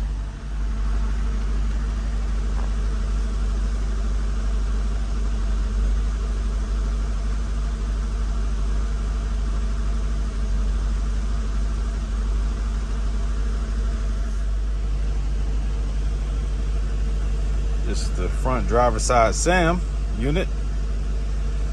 Okay, stored, present, current and stored.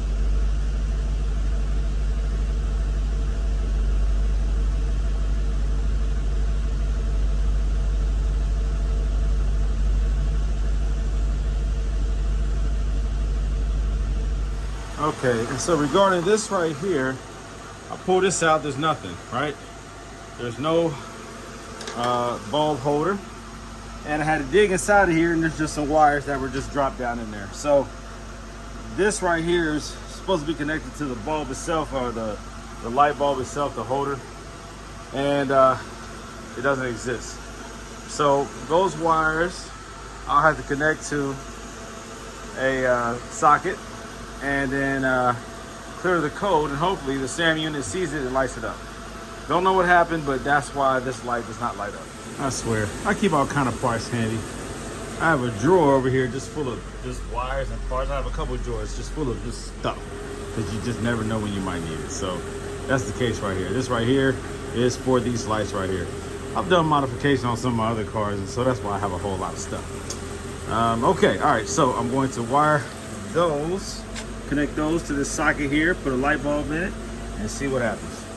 Okay, all right, so I changed the little marker light, the wiring, and hooked up a new socket to it, but it's not working still. So I checked the scanner. The passenger SAM unit is faulty. I can read the driver's side, I can read the rear, but the right will not read.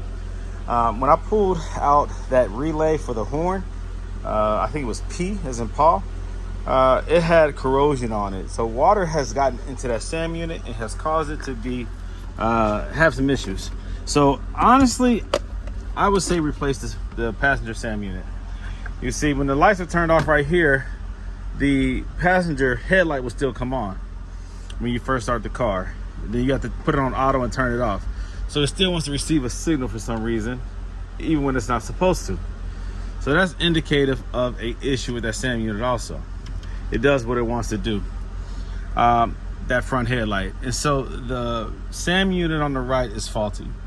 It's not sending a signal to that marker light. Sometimes when you start the car, turn the car off, start the car, it will just like pop on, because the canvas is told not to supply voltage to a circuit that is faulty. It turns it off.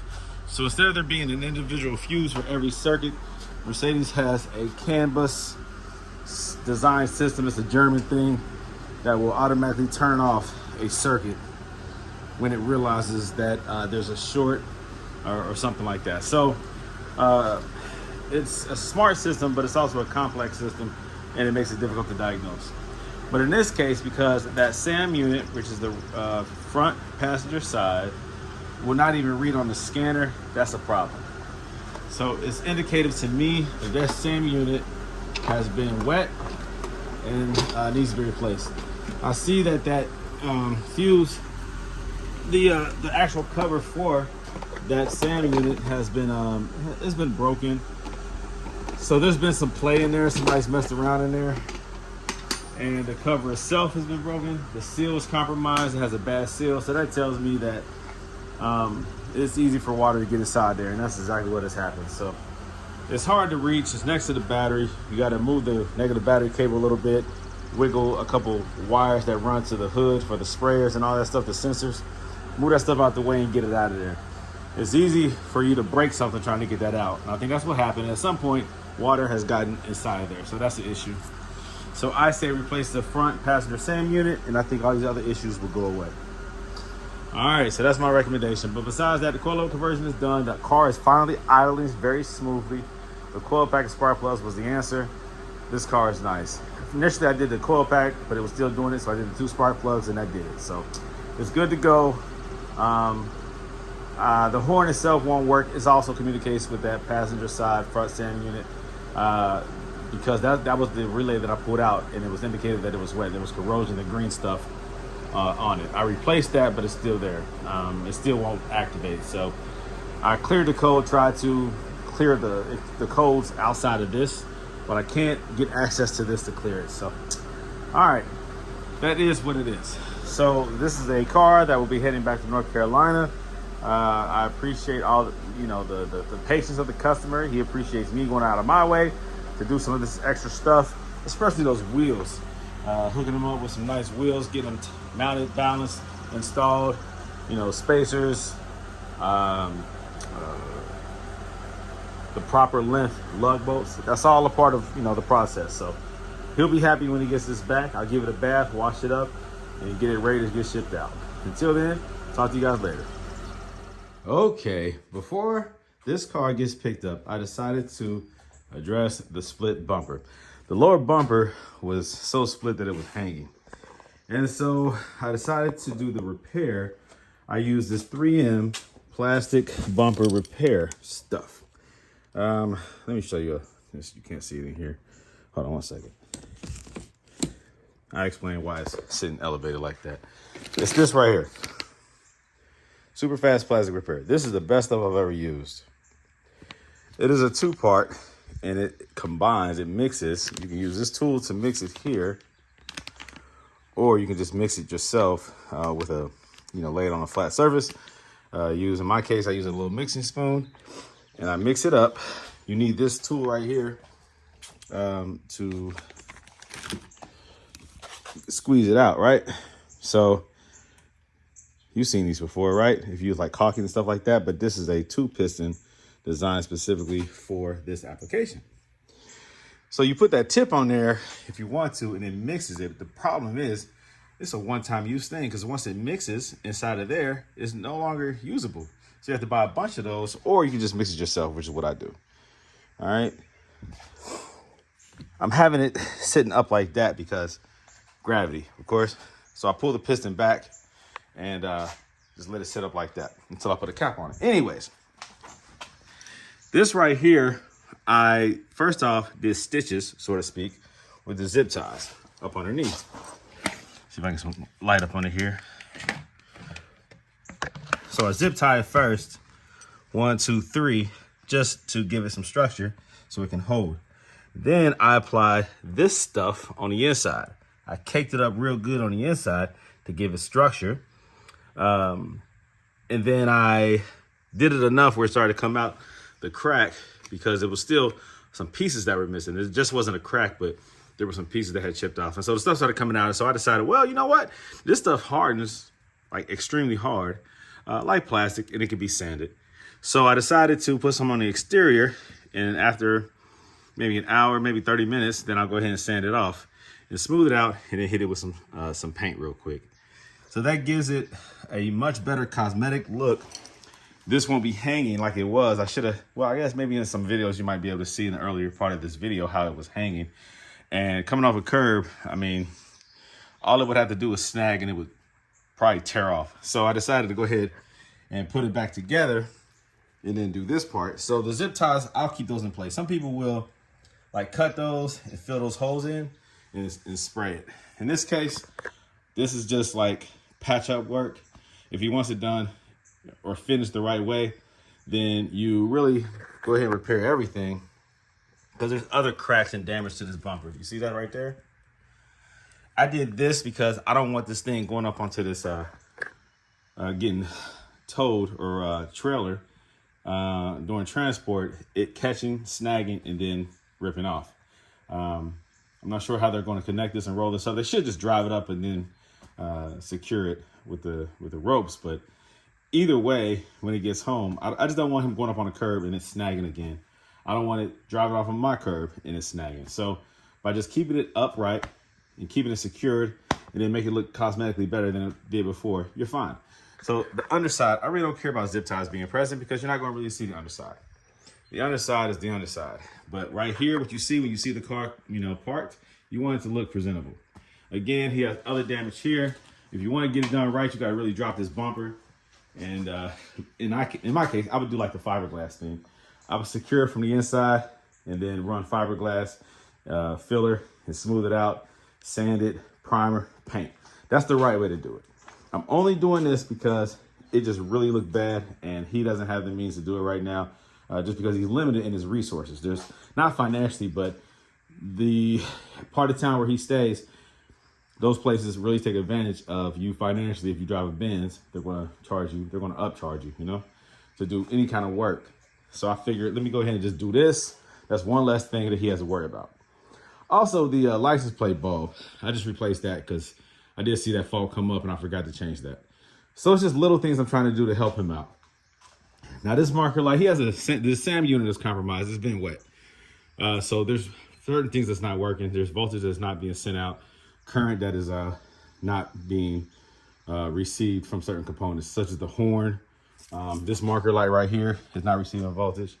I've considered just tapping in the positive to maybe the marker light, or not the marker light, but what's that called? The little, I guess it's this little light bulb right in there. or running it from here to the one that does work. I thought about that just so that, again, the presentation is there. You can clear the fault lights on your dash all you want, but you want voltage to be present there. This is too nice of a car to have a light that doesn't work. But you already know how it is. Somebody's gonna call you out and be like, oh, for real, you got that Benz? Yeah, your lights don't even work. You know what I mean? Once you fix your light, you can't even afford a light bulb. Like some silly stuff like that. That's what people do. That's what, haters do, and critical people, negative people. You know what I mean? So I might go ahead and do that for him as well. You know what? And while I'm in here, I'm gonna check his fog lights, make sure his fog lights work. I just want this car to look presentable. I think one of his fog lights was out, so let me go ahead and check that too. This is work that I'm just doing for free, for real. Don't think that I'm gonna do this for everybody. You know what I mean?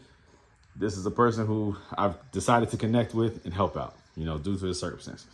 So let me just go ahead and do what I gotta do, but that's what I'm doing. The car's supposed to get picked up today, so this is kind of like some last minute type stuff. You know what I'm saying? I got some sleep last night at the firehouse, so I feel good this morning. So I said, let me do some extra stuff. Ha! Okay, so I have this marker light working now. What I did is tap into that light that I said I was gonna tap into from this side. All right, and I ran a wire out. Work it to there. Oh, but this little marker light right there. To that marker light. That might not be what it's called, a marker light, daytime running light. I don't know what it's called. But these are your lows. Then your highs, of course, are when you flash your lights. Your brights are on. I don't know if you call this a daytime running light, whatever. But whatever. I tapped into that little bulb, little wedge bulb, to feed that signal right there. Listen, the SAM unit is jacked up, so I gotta bypass some things so that the car is safe to drive. It has all lights working. Sometimes you gotta do some rewiring to do that. It's unfortunate, but it is what it is. Your SAM unit gets water damage, that's what happens.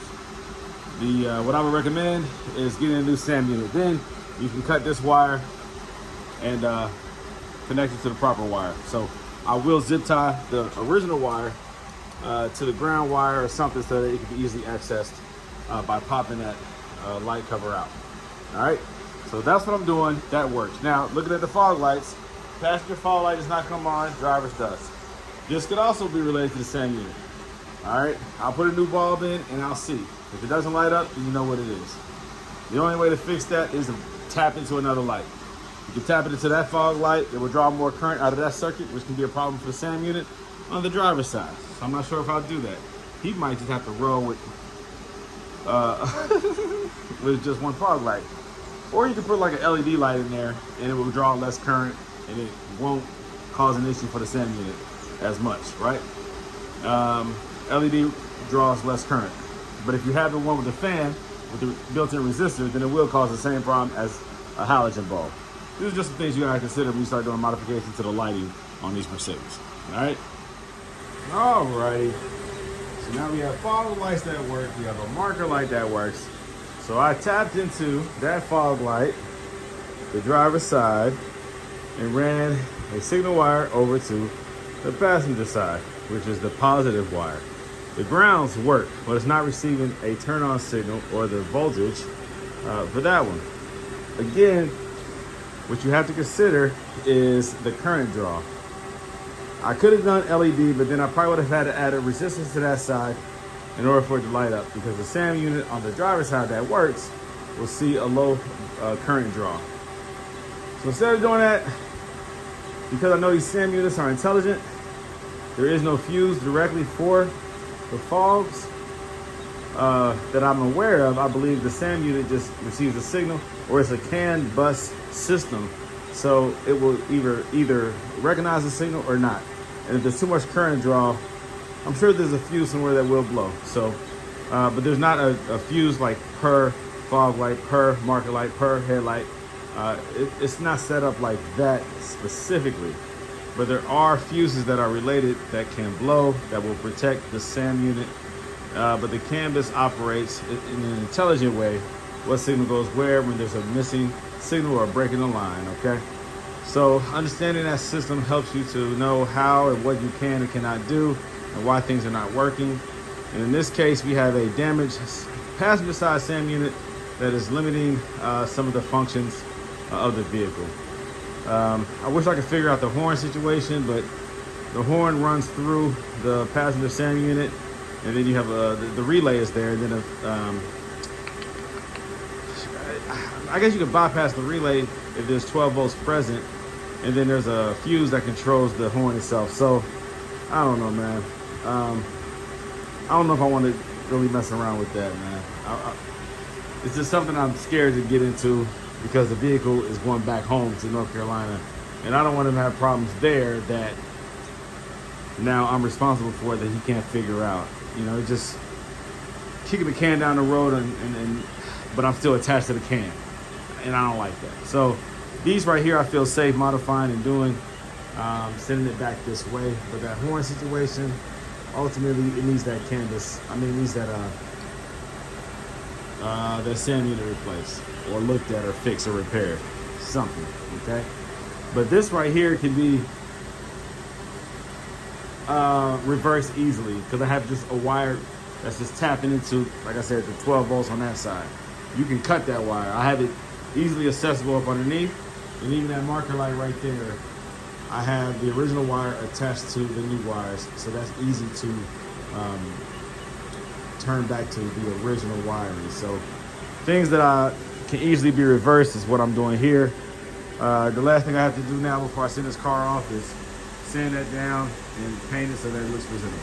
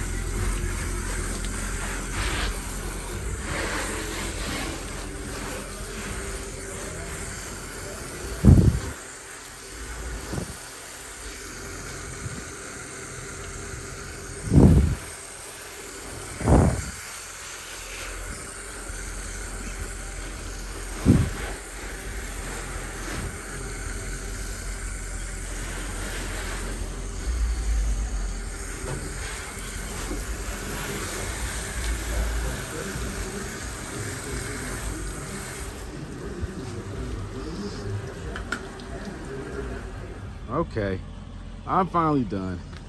I've done all the little things that I've decided to do for the car to help him save a little bit of money when he gets it back. Because he still has some more things that he needs to do, but I kind of lightened the financial load and helped him out. So the car is ready to go. Again, do not think that this is my normal way of going to work.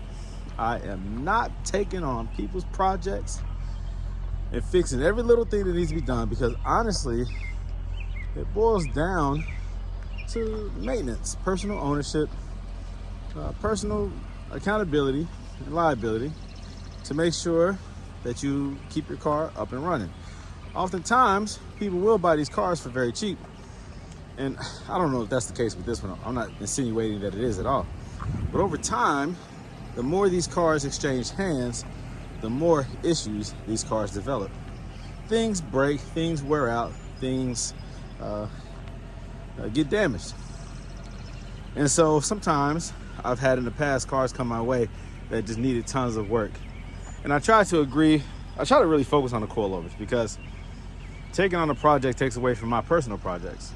And there's a lot of man hours involved, and really it's hard to get compensated for the work that goes into repairing these cars. That's why shops charge so much when they are asked to fix a bunch of issues. It's better if you can find a mechanic who's willing to do that type of work, who enjoys doing this type of work, who doesn't mind. That's hard to find. Somebody who's reasonably priced, who understands Mercedes technology and engineering. That's hard to find. So most people are dependent on shops, and shops have to get charged. Shops have to charge shop prices because it's a lot of work. Mercedes has a very complicated system that's simple to those who understand, but complex to those who don't. And it requires a lot of learning. And so there's big learning curves that come along with understanding and learning Mercedes wiring, Mercedes SAM units, the canvas system, the way the car communicates and sends signals and turn on and turn off signals.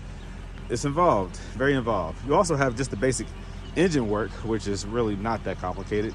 Sometimes transmission work, like conductor plates, things of that nature, which are not overly complicated, but again, it requires you knowing what you're doing.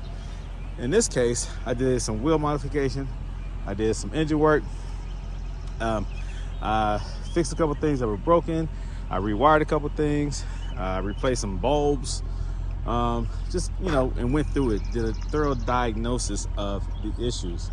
And I have all that stuff on my,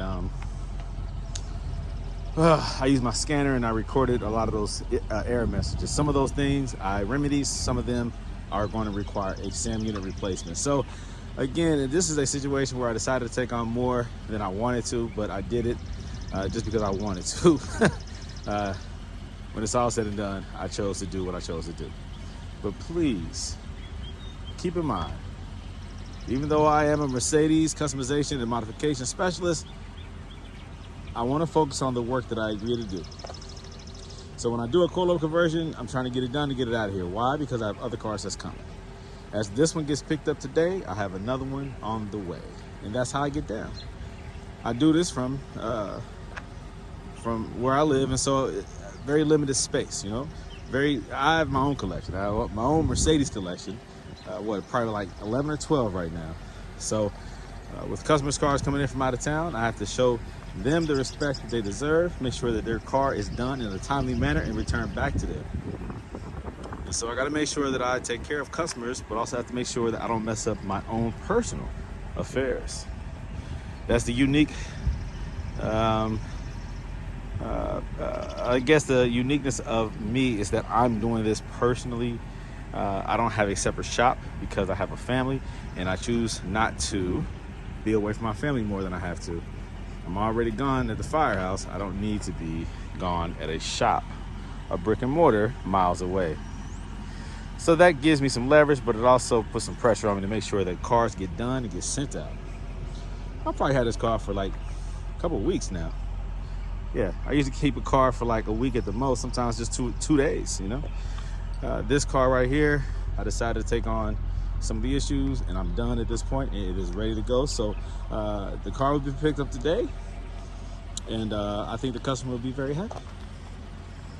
All right, so there you go. Appreciate you guys watching. More content on the way. I might pick up where this car gets picked up, and if not, thank you for watching my video. All right, the car is washed, it's clean, it's shiny. Looks good, the wheels look great. It's ready to go. Throw a little tire wet on them tires and you're good to go. I'm gonna leave it as is and let him do that so that he can use his tire wet of choice. But yeah, the car looks great. Ready to go.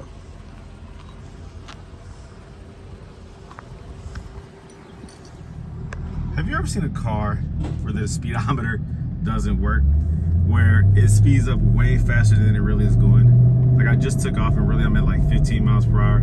Already it's saying 40, 50, 60, and I bet you I'm only going about 25, 30. You see, it's speeding up double of what I'm really doing, how fast I'm really going. This is on a Mercedes 2003 SL500. I've never seen this before. Never seen this before, have you? It's saying I'm going 80 miles per hour. I'm going 40. It's literally twice as fast as what I'm actually going. What causes this? Is it a simple speed sensor? Is it a SAM unit? I know it's not the transmission. It shifts just fine, very smooth. Could it be the SAM unit? This does have a faulty SAM unit, the passenger side front SAM unit. Is that what communicates with the speedometer, with its wheel speed sensors? Could this be the problem? What do you think? Huh? What do you think?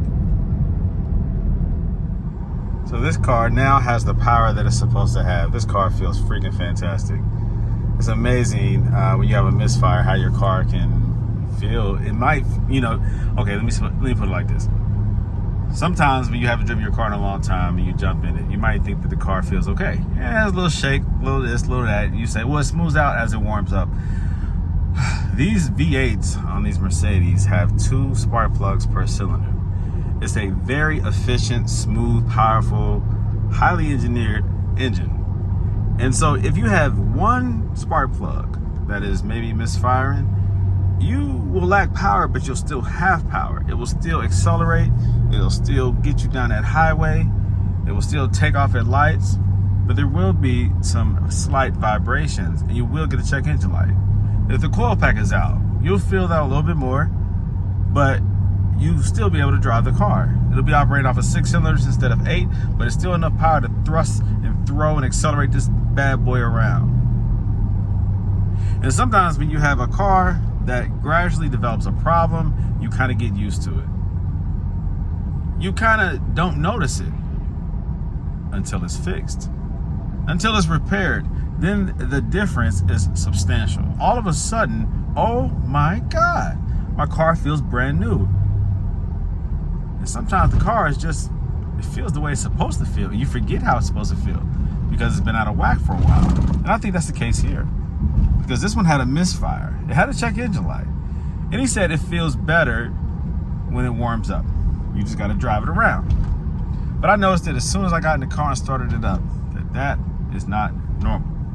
Now, I diagnosed it. It had a misfire at cylinder 1. I changed the coil pack. That didn't fix it. I changed 2 spark plugs per cylinder. That's number 1 cylinder. I changed those 2 spark plugs, and guess what? It worked. Changed those spark plugs, put the new coil pack back on, and this thing started driving and idling perfectly. Check engine light. I cleared it. It never came back on. And now just driving it, man, it's a goodness. It feels the way a Mercedes V8 is supposed to feel. Very smooth. Throttle response is excellent. At idle, there's no shaking. When you put it in reverse from a stop, there's no violent shaking or vibration. It's very, very smooth, the way it's supposed to feel. The driver will be very happy to get his car back. It had a partial tune-up. But you know, a Mercedes dealership would charge a whole lot for that, and they won't just change one, they'll change all of them, and they would charge full price, labor and all. I hate that. But anyways, sometimes the initial problem just needs to be repaired. Do I encourage him to get a full tune-up at some point? Sure. But sometimes just change the spark plug. Just change the coil pack. Keep it on the road until you decide to do a full tune-up. Sometimes just fix what's broken. All right. Now, of course, proper maintenance on a Mercedes or any automobile is to do a regular tune-up, do regular maintenance, and then you will avoid a lot of problems. But sometimes people's circumstances don't allow that. Sometimes what's broken just needs to be fixed. And that's what happened here. So this car drives much better, feels better, and I've done a whole lot of repair work to this car. So the customer will be very happy, very happy. I know for a fact that there is something going on with that SAM unit. As I was just sitting here, all of a sudden, all the lights came on the dash. And I'm sitting here idling. It's in park. All of a sudden, all the lights came on the dash. They flashed several times, and then it said check brake, service brake, or whatever. The brake warning light just came on right there, and it was just flashing and pinging. Like, what the heck was that? And then it went away. Oh, I wish I would have caught that on camera, because that was weird. But again, that front SAM module is funky. It's funky. My scanner will not communicate with that. It will communicate with the driver's side, with the rear SAM unit, but not that one. There's something going on there. There's something going on there.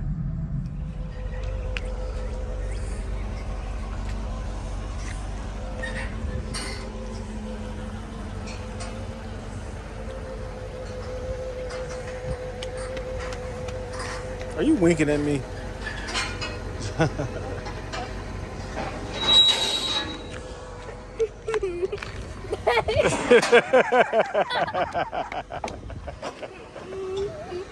Oh, shoot.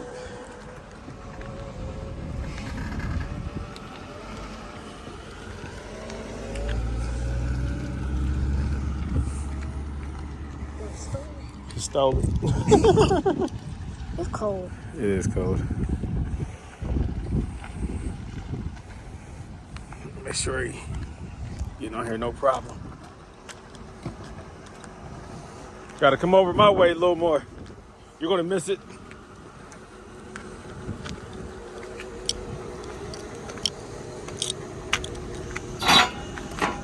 And then this one over towards me some more. Let's just move the whole car.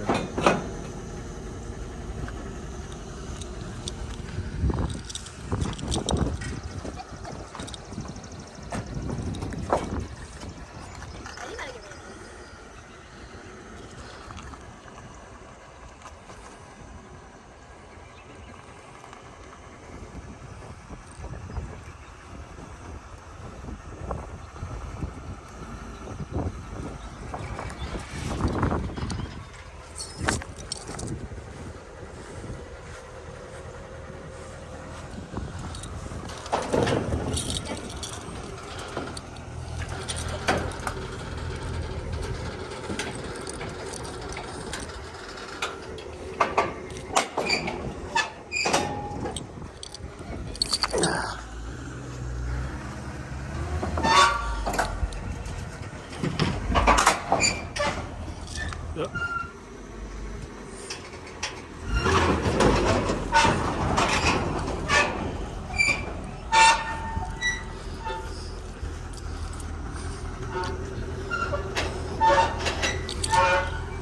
Come on, a little bit.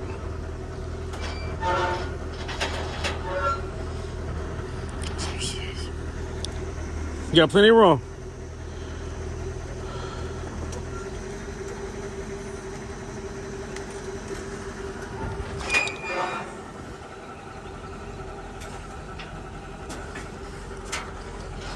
Now, when you back out, keep in mind that the rims stick out past the tires.